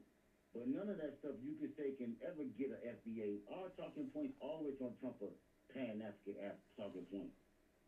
Case in point, what have Pan Africans done in the last 30 years? Number two, what has Dr. Umar impacted on the Pan African? All right, just deal with those two right there in the chat. Mm. Hey, let me stop you right here. Let me say this too. I'm gonna add more to this. Without Tariq Nasheed, we would never know who Dr. Umar or Pan Africanism is. So without Dr. Umar, Pan African wouldn't be this big as it is. Mm-hmm. Mm-hmm. That's why they got to speak on Dr. Umar, and Dr. Umar just failed. So what you Mm-hmm. got to say about that? Facts. Talk about that in the chat. Let me see what you got to say about Dr. Umar. I want you to tell me that he's not your leader. I want you to know that Tyreek is not my leader. I just agree. I just agree with him. Every time Tyreek gets to talking, I agree with like 90% of the things he say. That's different than just a follower. Okay, Shabaka. Mm-hmm. You can't be a leader of a lineage, Shabaka. Shabaka. You can't be a leader of a lineage. So I know y'all looking for a target. Y'all need a target out there. But you can't just run up on Tyreek. It make you look foolish. Yeah, scapegoat. Can't do it. I've been telling them that. I was like, yo, you can't keep on using this man as a scapegoat. You That's can't it. keep using him as a scapegoat because at the end of the day, put it this way. Say if Tariq Nasheed say, so fuck it, I don't want to do this no more. This shit is still gonna be popping. Still gonna go. Still gonna go. My man Brian Reaper will pick up the flag. You know what I mean? Facts. We'll still be over here doing it, talking about it's a lineage. Everybody want to say that you want to be black now, but you got to know that you got a homeland. You got a failed homeland, probably from Haiti or Jamaica or Mm-hmm. Barbados or even Africa, Mother Africa. Oh You yeah. probably not from America. You probably not from America, and that's the only thing FBA. That's why I love delineation. Delineation ain't no hate. That ain't hate. It's just Mm-mm. saying that we gonna worry about FBA first. So when I start asking people like, man, where was you born? Where your family from? You notice that FBAs don't hesitate. Mm-mm. Don't. FBAs don't hesitate because they know that they FBA. But you know who would get the hesitating? One of them tethers. That's how we find you out. We busy. Facts. Fine. And to be a tether, that means that you disagree with me getting that reparations only. You gotta know. Mm-hmm. You gotta be down with like, hey man, I ain't no tether, bro. I'm an ally to FBAs. I'm like, oh yeah, how is that? He's like, because I know that y'all only entitled to reparations. That y'all went through that chattel slavery. My family didn't. Matter of fact, when whatever y'all been through, my family was able to say, "Hey, let's go to America and live." You think that was possible? Unless we had went through that. I mean, that wasn't easy, bro. Talking Facts. about going through slavery wasn't easy, and fighting for our freedom wasn't easy. Mm-hmm. 1960, bro. I'm talking 1960. I was Facts. born in 1975, so if my people hadn't rolled for me in 1960, Rosa Parks, Martin Luther King, Malcolm X, all my people hadn't rolled for me. I'm not talking to you on the phone right now, talking about reparations. Mm-hmm. Man, yeah, FBA ain't nothing but a beautiful thing because when do all the people that's of common ancestry be able to come together and get on code? Facts. You know what I mean? Come on, man. This is a beautiful thing. And I think that's why, people that's outside the bubble hate on it. But you ain't got to be outside the bubble. Just become an FBA ally. You want to be an Yep. FBA ally? You got to know that I'm the only one entitled to reparations. Yep. And I think we cool. I think we cool on that. You can't be trying to undermine my reparations. If you doing that, then you a tether. Oh yeah. But you also gotta understand too with Africans, if they're not Mm-hmm. getting anything from it, they don't Mm-hmm. want it. They don't want nobody to have it. That's messed up. That's messed up. You can't live like that. You can't live your life like that. You're going to have to show love and understand that. Now, like, see, look, I got different, situations with different groups. You got your Haitians, you got your Jamaicans, you got Mm-hmm. your Africans, okay? Where Africans or whatever, these are actually was the ones that was actually calling me a kata behind my back, right? They Mm-hmm. really was delineating first. I mean, if I never met a Jamaican, but I bet you if I met a Jamaican or a Haitian, I probably could have made a friend. You understand? But I'm telling you that an African was not trying to be my friend. So they do a delineation right there. Mm-hmm. Now, so that means that we ain't got no hate for no other group in the diaspora. We ain't got no hate for y'all. All I'm saying is this: that I'm about to go for my reparations, and I'm gonna make sure that I'm not saying I wrote the wrong word. I wanna know that the people that's getting the reparations are the ones that's entitled to reparations. Okay? And that means that you're going to have to be here from before 1960 with me. Mm-hmm. You're going to be in before 1960, not after 1960. You know what I'm saying? Because that Yeah. means if you came in 1959, I don't know how you did because I don't think it was. I don't think people was welcoming like that. But if Like you did, that means that you should have jumped in the line too and got on code and helped them out. people Okay? are even saying past the 1890s. And the reason why is too because don't forget people from other countries came over here building stuff and getting sent back to their country. Like look at Cicely Tyson. Cicely Tyson is Mm-hmm. technically Caribbean.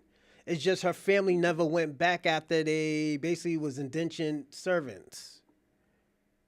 So it's a weird situation. She wouldn't be able to have an ethnogenesis because she still have that Caribbean background. It's just it's just us from the 1800s where we can figure out who our great grandparents is. We have pictures of our great grandparents. Yep. So it's crazy. Like me, I knew my great grandparents, and they were born in the 1800s, the late 1800s. Mm-hmm. So Yeah. I think it might even go past 1960s. I think so. I think it's gonna be like Oh in yeah. I know somebody would argue me down like, Kev, man, I'm letting you go in 1960. You're going to have to be mm, before the civil rights movement because that means that yeah, immigration is legal now. yeah. Now, slavery or whatever, I understand that's somebody you probably gonna be hard pressed to be able to catch up with that, because Mhm. that's lineage right there. But I'm saying if you an immigrant, you probably can probably say, man, my family came up in here in 1945. I'll be like, damn, we gotta check that out. We gotta check we gotta check that. Yeah. But if that's true, then that means that you could have walked with Martin Luther King, and that means that you was on code. Mhm. That's all I'm saying. But it gets kind of hard pressed to be saying that that you was way back there with Harriet and them. Yeah. Man, hey, man, and I am saying that because both my parents from rural Alabama. So Mm. we was all up in that. I'm just saying that we was in the Selma. southern states. My Yeah, family's from yeah, yeah. Selma, so You told me that last time. Yeah, we family. We yeah. family. You know what I'm saying? We came from where it was at. That was right there. That was like the, whew, right there. That was, whew, it was Yeah. there. It was terrible right there. And thank God that my family escaped through there. And they had a debt because like if I was to say that reparations was owed to my ancestors that were slaves, what about the people that was being beat and that was getting dog sick on them and that was had to deal with red line? Don't you think they would deserve some reparations too? I think so. For sure. Because they suffered and had it on the thing in another timeline. Yeah. So, you know, when we're talking about this messed up life that that they had put us through, man, that's like 400 plus years, bro. Facts. That's where the ethnogenesis comes from. Because if I've been away from Africa for 400 years, bro, you know I'm a different person. Facts. I asked you the other day when I was a different person. You told me all I needed was 100 years. I got 400, Shabaka. 400 years since I've been on African soil. You tell me where I'm from through some DNA test. It's gonna tell me from either Nigeria, somewhere western of Africa. I don't know nobody over there. Okay. I wouldn't know where to go, and if I touched the land, I probably wouldn't get a connection. Facts. You know when I begin to connection at? When I go down to Alabama. When I go back home to Alabama, I touch that soil, and I feel something different. Not when I went to Alabama, even though I ain't never been to Africa. I ain't got no desire to go to Africa, and that's what's wrong with y'all paying that. You always trying to run the Mother Africa. We don't look at our Mother Africa as our heroes. You can have Shaka Zulu, Nelson Mandela, and all them people, but you know who I'm getting? Give me Harriet, give me Booker T, give me all the heroes, George Washington Carver. These is my heroes. These is my ancestors. Man, you did good, man. I like that. That's true. And also, too, FYI, Nigeria was created in 1913. Right. Tell them. Most of those countries over there ain't even older than us. 400 years. Yeah, they're not. Tell them. But, yo, you have a good day, man. I hope you're enjoying the show. Yep. And we're gonna get to these videos. We're gonna watch Trump supporting to blame American slavery on Africans. The Tariq Nasheed Trump attacking the museum, that one that happened today, and one more of her. And I think we should be good for today. But we're gonna start right now. Oh yeah, absolutely. All right, thanks again, man. All right, easy. Yeah, man, that was FBA Convo. Salute to you, man. Thank you for the convo, man. Thank you for what you have to say. So we're gonna start, and for now on, we're gonna start doing that after every conversation we have. We're gonna have each of y'all talk if y'all want to talk and say y'all piece or your part. It'll be great. You ain't gonna hear me talk. You ain't gonna hear me really argue. I might ask a question or give you on facts to help you, or say like, well, that's kind of not true, but yeah, I'm not gonna debate you.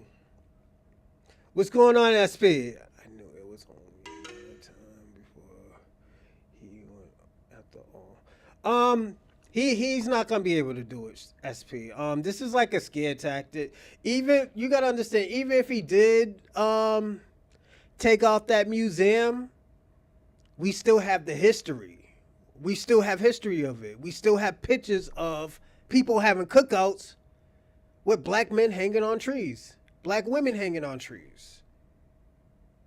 So it can't be erased. No matter what they do, if they erase it, they look more like a hypocrite than trying to help their culture. So yeah. He said you need to tend to your leader, Dr. Umar. But here we go with the first one. There was a real fear that if you let blacks get control,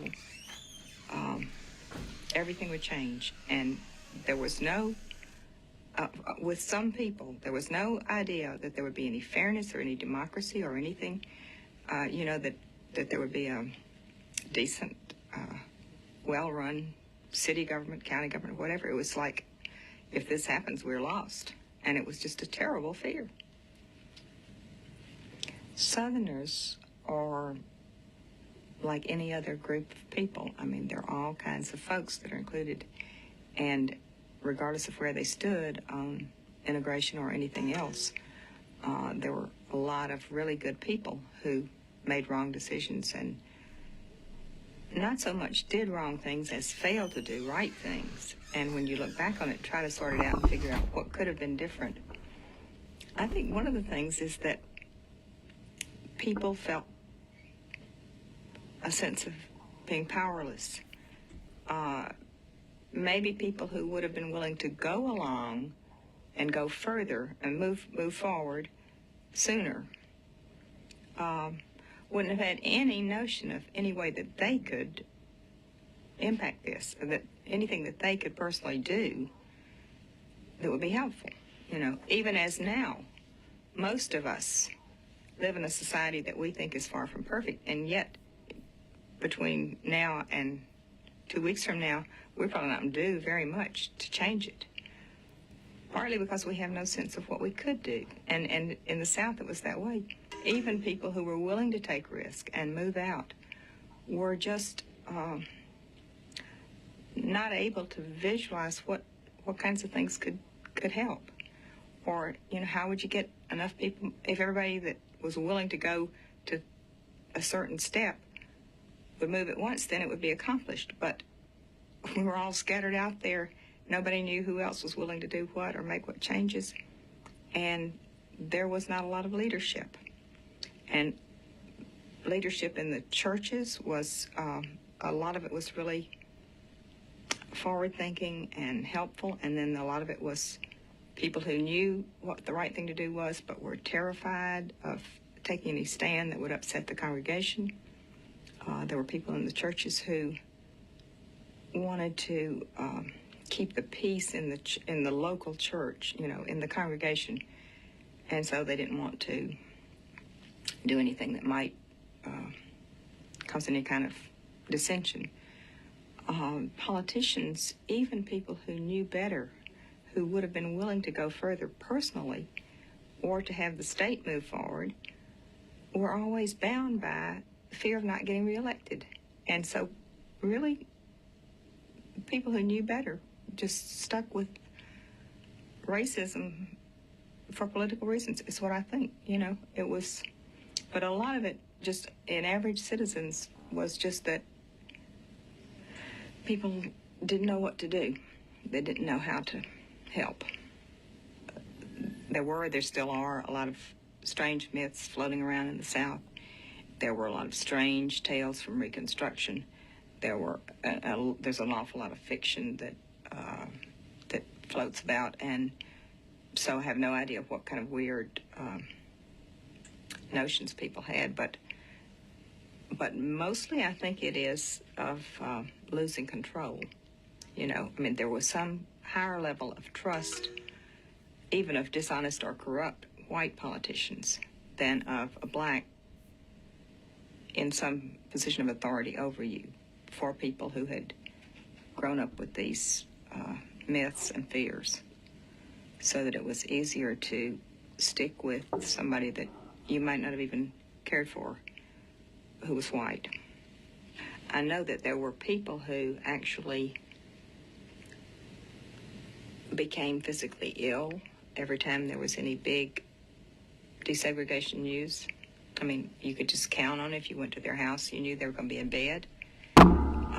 It really just was, this was after I was a grown woman, and it was pretty startling to me to discover that there were people that had that kind of, that were bound in that way to racism.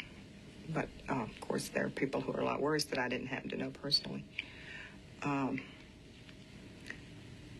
For me, there's a lot of guilt that's involved, because growing up, if you grow up and accept things the way they are, then you have to wonder, you know, why did you accept all of this? Why did you not question more, or, you know, why didn't you think about all these things that were happening? And I don't know what the answer to that is.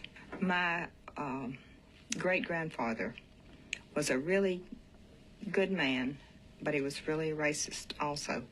He, I guess, was influenced a lot by things that happened during Reconstruction. And he was not,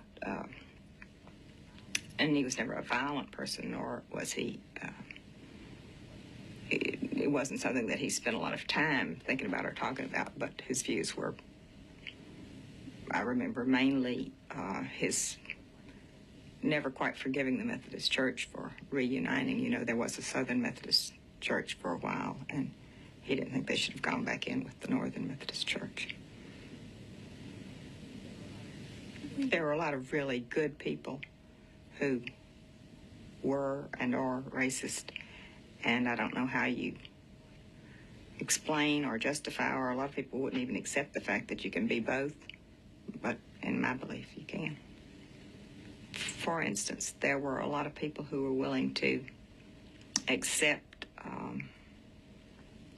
when Emmett Till was murdered, there were people who were willing to accept the fact that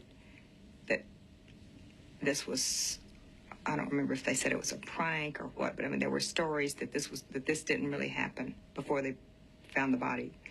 And there were people who were willing to accept that. There were the same kind of attitude was with almost everything, where there was not an immediate finding of a body. There was always this thing, this is something somebody's made up, you know, just a lot of denial. A lot of people who didn't want to believe that this sort of thing would happen, and would refuse to accept the fact that it was happening. I think there were a lot of people who did think it would be stopped, who never thought the change would actually happen, even after it was happening. And I think if there had not been that attitude, if people had known the change was going to happen anyhow, maybe it would have been faster. Maybe the holding the line would not have been so long and painful. But I think that part of the reason that there was not more change is just that people never did accept it as the reality of the day. You want to know what in the hell a ghetto was like? I'm going to say this. This is why they want to erase the history. This lady is telling us how good her father is, but her father's a racist.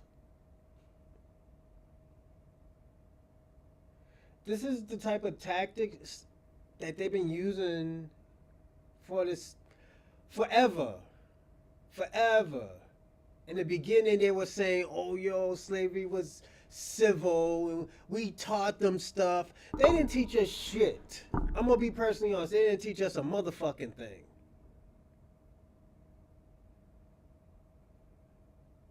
They didn't teach us a motherfucking thing. All of a sudden now they want to take credit for it. Now let's go to the 70s and the 80s. They still doing this bullshit. Now when people is fighting back, now they want to, oh, James Brown, can you tell these people to chill out and stuff because the Martin Luther King got killed? Before Martin Luther King died, he was talking like a radical. He wasn't on that John Lewis bullshit. That's why John Lewis lived past Martin Luther King, because he always played it safe. He was always in the shadow of Martin Luther King. Even when Martin Luther King was changing. They erased that part of his history. When he was talking about reparations. When he was talking about tangibles. They said, oh, yo, let's erase this history and have him say, like, yo, he wanted us all to integrate. It wasn't even about the integration. It was about us getting the same rights as everybody else. Y'all just wanted to integrate it so y'all didn't have to pay us.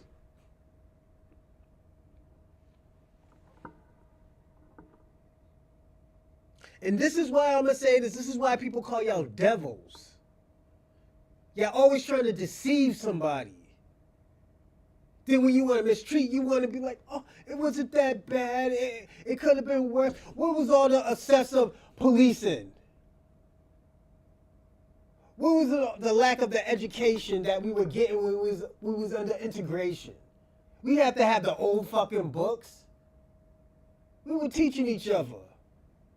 We were passing y'all by miles.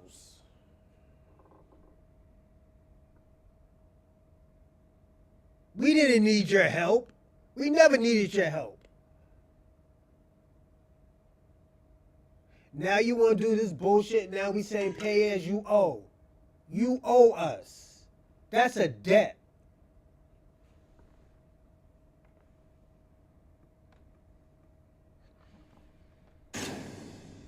Daniel from Georgia. What's up, Daniel? Hey, I've never met any. And before I play this video, I'm gonna say this. This is how most of them feel about us. And this is what most of them want us to do.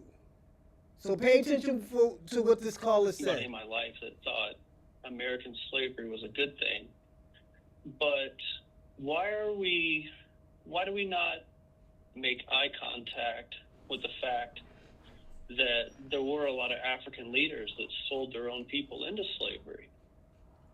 Daniel, have you ever taken a Black History course before? No. You should. So you called in earlier, right? You're a Trump supporter, right? Oh, definitely. Yeah. So now you're a regular. You're a regular, right? Let me try and break this down for you. Make it really, really plain. Yes, Africans sold other Africans into slavery. People sold people into slavery all over the world. The difference is Africans did not know what lied ahead in what was called the quote unquote New World. There was no CNN. There was no MSNBC. There was no, hey, warning ahead, we're going to have this thing called chattel slavery. There was no way to know that. The way that slavery functioned in ancient Africa was much different how slavery functioned among European race-based slavery. The term is chattel slavery. Do you know what chattel slavery is? No. You were talking about where you can work. He learned about it, right? From you. Define it. What's chattel slavery? You said where you could work towards abolition, like in Pennsylvania. No. Okay, so he wasn't listening. He was not listening because where did he come up with that? Chattel slavery is slavery based on race. So basically, where you're seen as an animal, and you are enslaved for life, and your offspring are enslaved for life. So to blame other Africans who sold others into slavery, not saying it was a good thing. Slavery in general was a terrible thing. But there was no way to know. They didn't know there would be a middle passage. They didn't know you would have enslaved Africans being dropped off in Brazil, in what would become the Caribbean, and what would become Virginia. They didn't know any of that. So when you do that, what you're trying to do, you're trying to absolve chattel slavery and trying to blame Africans for slavery based on race. There is a distinction. There is a distinction on what Europeans did when they went to Africa. And then, mind you, I want to also point out that they would often create warfare between neighboring tribes, because when warfare was created, then there would be more sales of enslaved people. So that's the distinction. So whenever you or someone says, well, Africans sold other Africans into slavery, that is another neo-Confederate talking point to downplay the impact of the Middle Passage, of breeding. That did not happen in pretty much any other place in the world. They turned slavery into slavery based on, you look different than me, now you're going to be enslaved. Then you have 1676, Bacon's Rebellion. You have whiteness becoming legalized, whiteness becoming a legal status. There's no way Africans could have possibly known what was ahead in the New World. That's the nuance of history. That's why you need a Black History course versus calling and saying that. Chattel slavery, CHATTEL. Well, let me ask you a question. If a Black person came up to you today and they said, I'll sell you my neighbor who's Black for $1, would you buy the person? Would you spend $1 to buy a human being right now today if another Black person came up to you and offered them up to you? Negative. Exactly. Right. Yeah. So, did you learn something today about chattel slavery? Did you learn that? Not really. I mean, you guys hang on this stuff all the time. It's like, can't you guys talk about, I don't know, something like real and current? I mean, why are we hanging on like, I mean, Well, I why'd get you it. call in then? Why You the one who's hang on online. You the one who on the You're the one phone. that waited about 15, 20 minutes to call in and try to give a correction about slavery and say, hey, blame the Africans, not knowing about chattel slavery, not knowing the nuance. Then you appear to be hanging on to it. You actually called in yesterday trying to break down what race means, and that you appeared to think that race was the same thing as colors in a crayon box. So you're the one waiting to talk to us. I don't even know you. I don't even know what you look like. So yeah. Yeah. And if you don't like it, get it ready, Stephanie. You know what you should do? Why are you guys hanging on this issue of slavery? Don't you That's not have what something more manufacturing is current to talk about? Can't you talk about what's happening right now? You just, oh, y'all so worried about slavery. With the black people in Africa so slave, but and here you are still hanging on talking about slavery. Making us white folk good white. We good white folk. We ain't got nothing to do with this slavery. You should go be mad at the people in Africa because they sold you first. Okay, but then how are those people responsible for the people who were born not in Africa, but who were born generation after generation after generation after generation in slavery? And Reese, good point. 90% by the end of the Civil War, I think it was like 95% of enslaved people who were in the United States, they were born in the United States. Clock it. In chattel slavery, you were basically livestock or furniture. Exactly. You were bought, sold, inherited. That's not in most ancient societies, slavery was temporary. Yeah. It could be temporary. And in many societies, slaves could still own property. Mm-hmm. Chattel slavery. But he must like us because they call him. Go to hell. We're going to talk about it or whatever the hell else we want to talk about because we're free black people. We're free in 2021. It's important to note that in many African societies, quote unquote enslaved people, they could marry. And also pre-colonial African slavery was based on war, debt, punishment for crimes. That's what it was based on. But these things don't matter to people. But also, let's just point out that there was colonization happening in Africa, okay? Absolutely. By Europeans. There were plantations. And this is why I say, why the fuck would we move to Africa? Y'all don't even have a real traditional culture there no more. Your shit is mixed and mingled. That shit is mixed and mingled. Some of the shit that you probably might not even know that you're using white culture or European culture.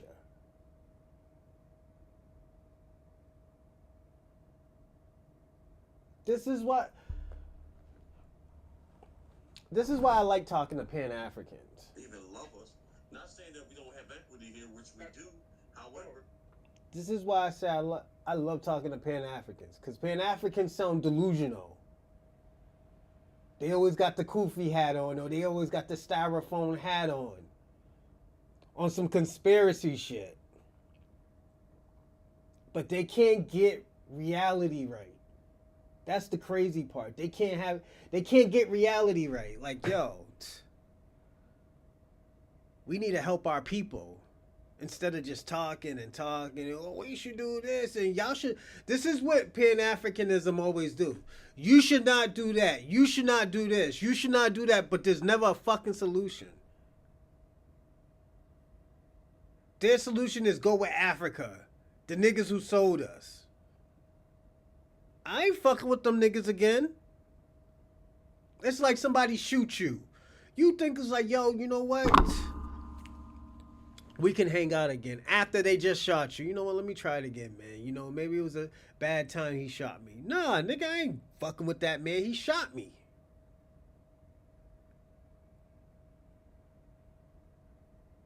This is what we got to be careful of, you know? And we're going to do this last video right here. Made it easier for erasure. I need you to give me a nice retweet.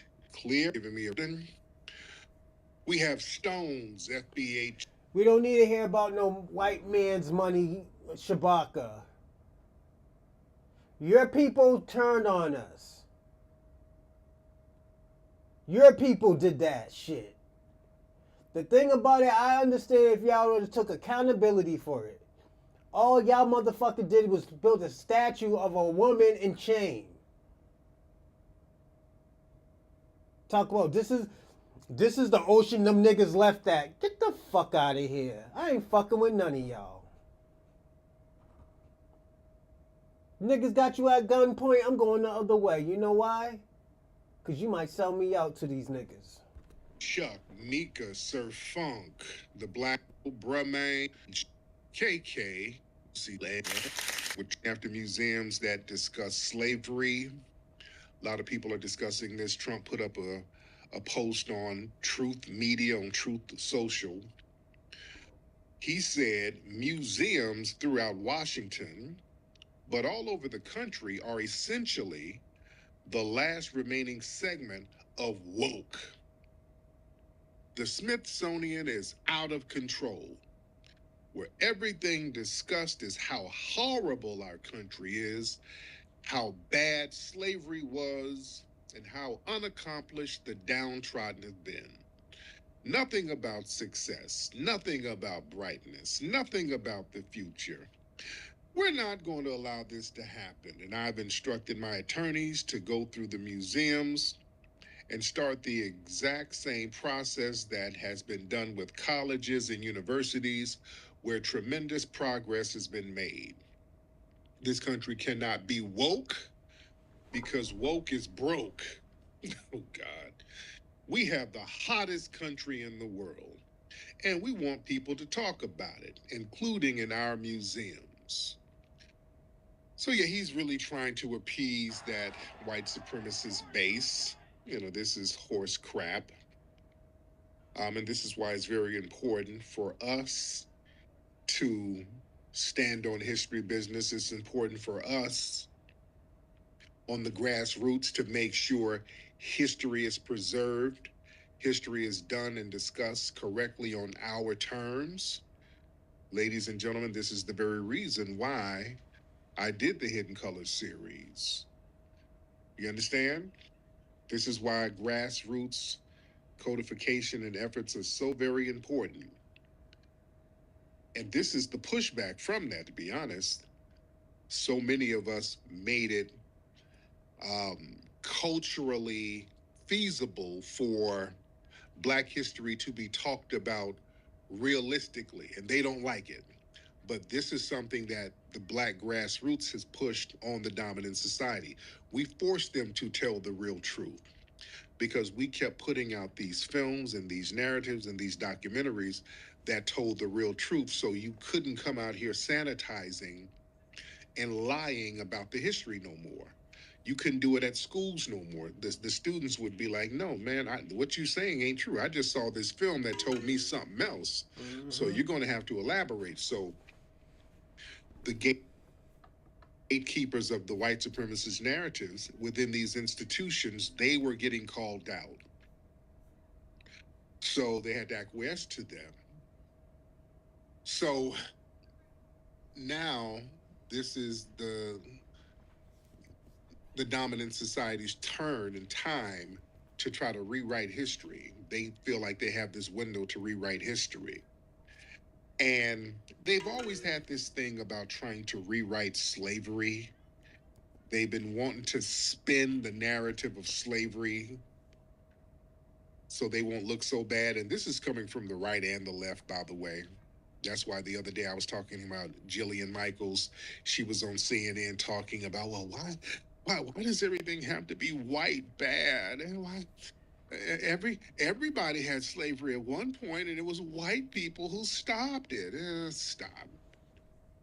So yeah, they want to rewrite history so bad because, again, the dominant society You went out of your way to create a system and an ideology of white supremacy in order to justify brutalizing people based on race. Now you're embarrassed about what you created, but the problem is you maintain that.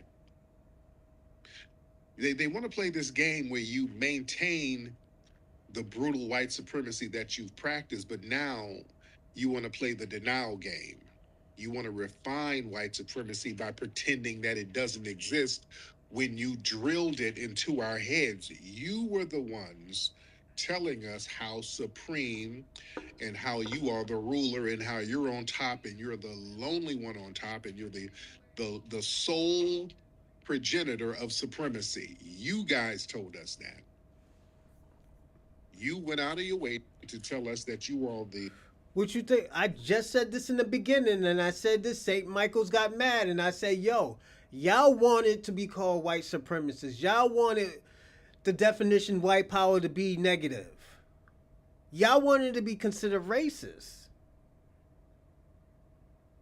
So you can't get mad and want to change it up when time changes. The definition will be the definition forever. The definition will be the definition forever. the end all and be all of authority. You guys went out of your way to do that, which is white supremacy. Now that it looks bad, now that it's dangerous to you now because your numbers are dwindling. So you can't be sitting up there on top of the throne thumping your chest like you used to. The numbers are dwindling. So now you got to be like the Wizard of Oz. You got to be behind the scenes, kind of running everything like that. You got to be almost invisible to a certain degree. So now they're trying to refine everything. Everything is in a refinement stage. And now they want to also refine history. So now what they want to do, they've always wanted to minimize slavery. So they want to rebrand enslavement as civilization. They want to pretend that they actually did us a favor. You see, they want to frame slavery as some kind of civilizing mission. Like they rescued us from savagery. You see, that's what they've been trying to push. And they want to erase all the brutality and focus on the skill building. Like they taught us skills and all of this stuff when we were the ones creating many of the industrialized mechanisms in order to maintain the nation from the ground up. That was some stuff that we were creating because we were the workers. You see, they try to make slavery a job training program. Well, y'all learned some skills under slavery. Well, what? So yeah, that's meant to justify the forced labor and the violent oppression, like it has some kind of educational benefits. You know, that's like praising a kidnapper for teaching a hostage how to cook. Yeah. So they also want to promote this myth of the good slave owner.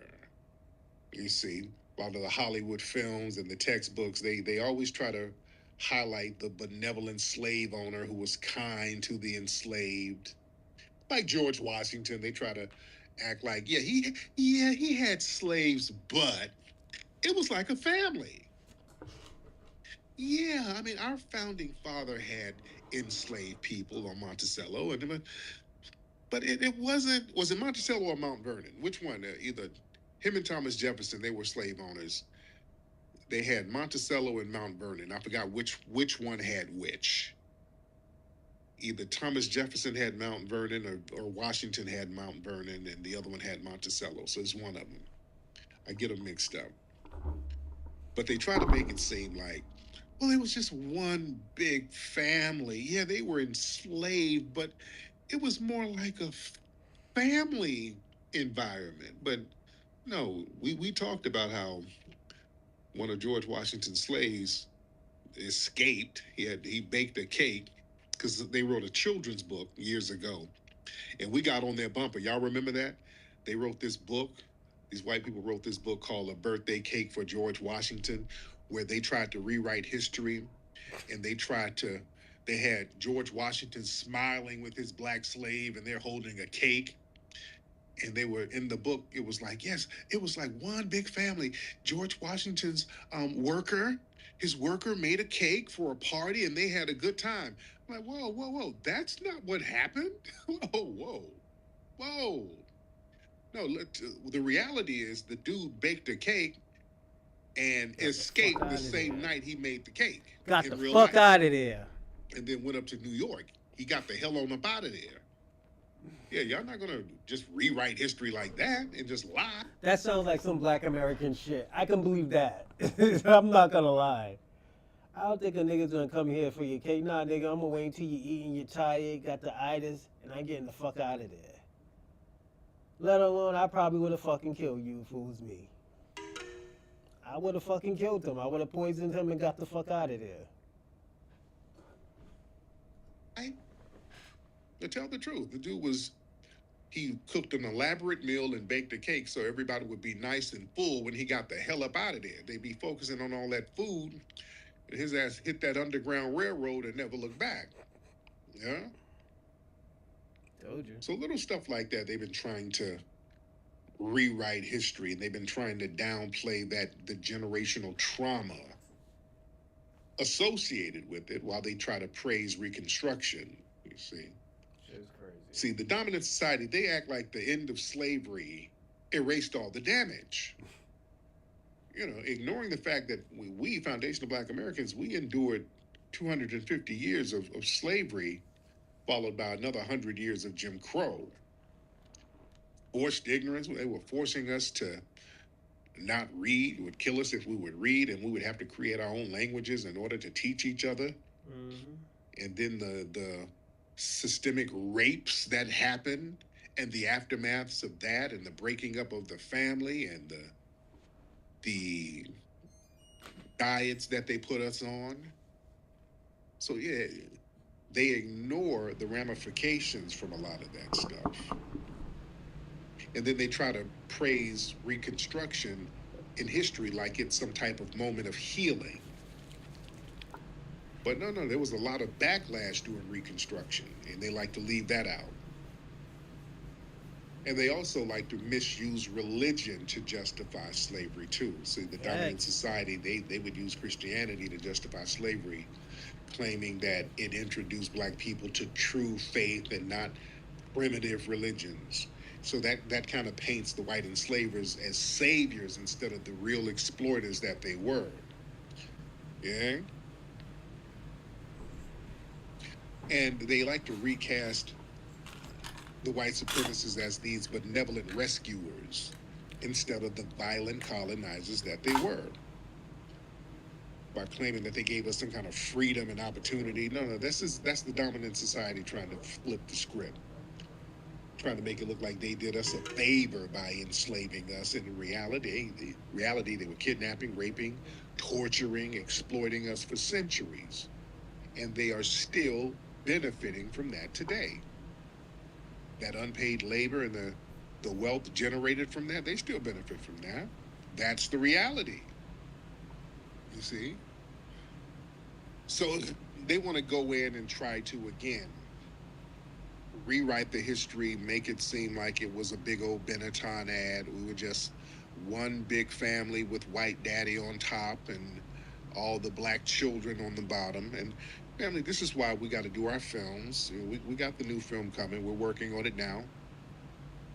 That's why it's so important that we control our narratives. It's very important that we tell history and tell the story from our perspective. You understand? And what the hell kind of sound is what kind of sound is this dog making, Lex? What's wrong with this dog? Like my damn dog having a seizure back here. The hell kind of sound is this dog making? Give this some water, some Kool-Aid or something. Damn. All right. I'm sorry, guys. My dog is making, I got one of them Frenchies, and they make all types of grunts and be coughing, and them Frenchies are real bad with breathing. Y'all know what I'm talking about. If you got a French or a bulldog, they can't breathe for shit. They be scaring the shit out of me. I be sitting up here in the middle of the night, all of a sudden, sound like a big nigga that snuck up in here. Okay. Man, sorry about that, guys. Sorry about that. I don't know if y'all can hear the noise or not. But yeah, it was very distracting and disturbing. But let me say this, though. Let me say this about Trump and all of this stuff with the Smithsonian. You know, a lot of the Democrats, they're trying to jump up and point fingers. Oh, They gave us. Let me tell you what. That's why I told y'all in the beginning. The Democrats ain't innocent either. They try to give us this 1619, try to change our history too. They only try to give us half the history. They ain't no better. This is why we look at Kwame. Kwame didn't know about his history. He didn't know about the history of buck breaking. Didn't know about the history of the Maroons. Y'all had to tell him about the Maroons, not me. Y'all did. I knew nothing about that. He found that out. We never heard nothing about the Maroons ever again. Y'all care? Let me tell y'all something. Y'all was ready to clown him when he jumped up on that show, because y'all made him flee. I haven't seen. From that day, we haven't seen him for 3 days. We just started seeing him, what, Monday?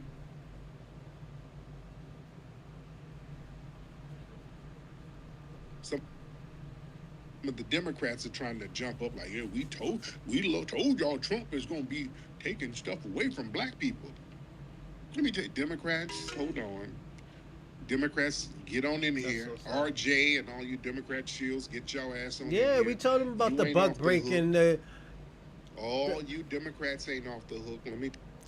We had to tell Kwame about the buck breaking. We had to tell him about the Maroons and them selling them out. Y'all told, like I said, y'all told him about the Maroons selling him out. Tell you something. You Democrats, the Democrats, they have quietly gate kept authentic black history too. You understand? See, while the Republicans, they'll attack slave exhibits, they'll attack it head on. The Democrats, they do soft censorship. You understand? They'll fund museums that frame black history through a universal struggle, or it's real sanitized, or it's a multicultural lens.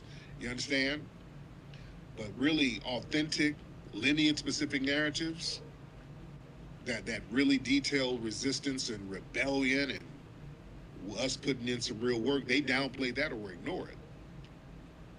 And let's be very real, and I'm telling you from experience as a person who runs a museum out here in LA, the Hidden History Museum, the federal and state Democrats, they prioritize LGBT narratives and immigration narratives over black lineage-based history.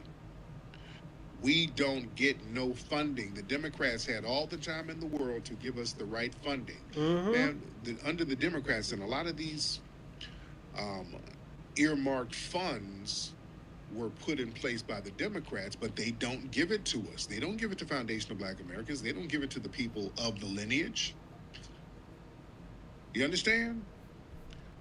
They center the funding, they make sure it has to be some kind of LGBT theme or some kind of pan-African immigrant narrative, something that's pushing transgender civil rights, or some Afro-Caribbean immigration success story, or some Latinx. Remember at the African American Museum in DC, they were talking about some Latinx stuff they were about to put in there. Oh, I gotta go to. So I gotta go. They do that DJ all across the board, dude.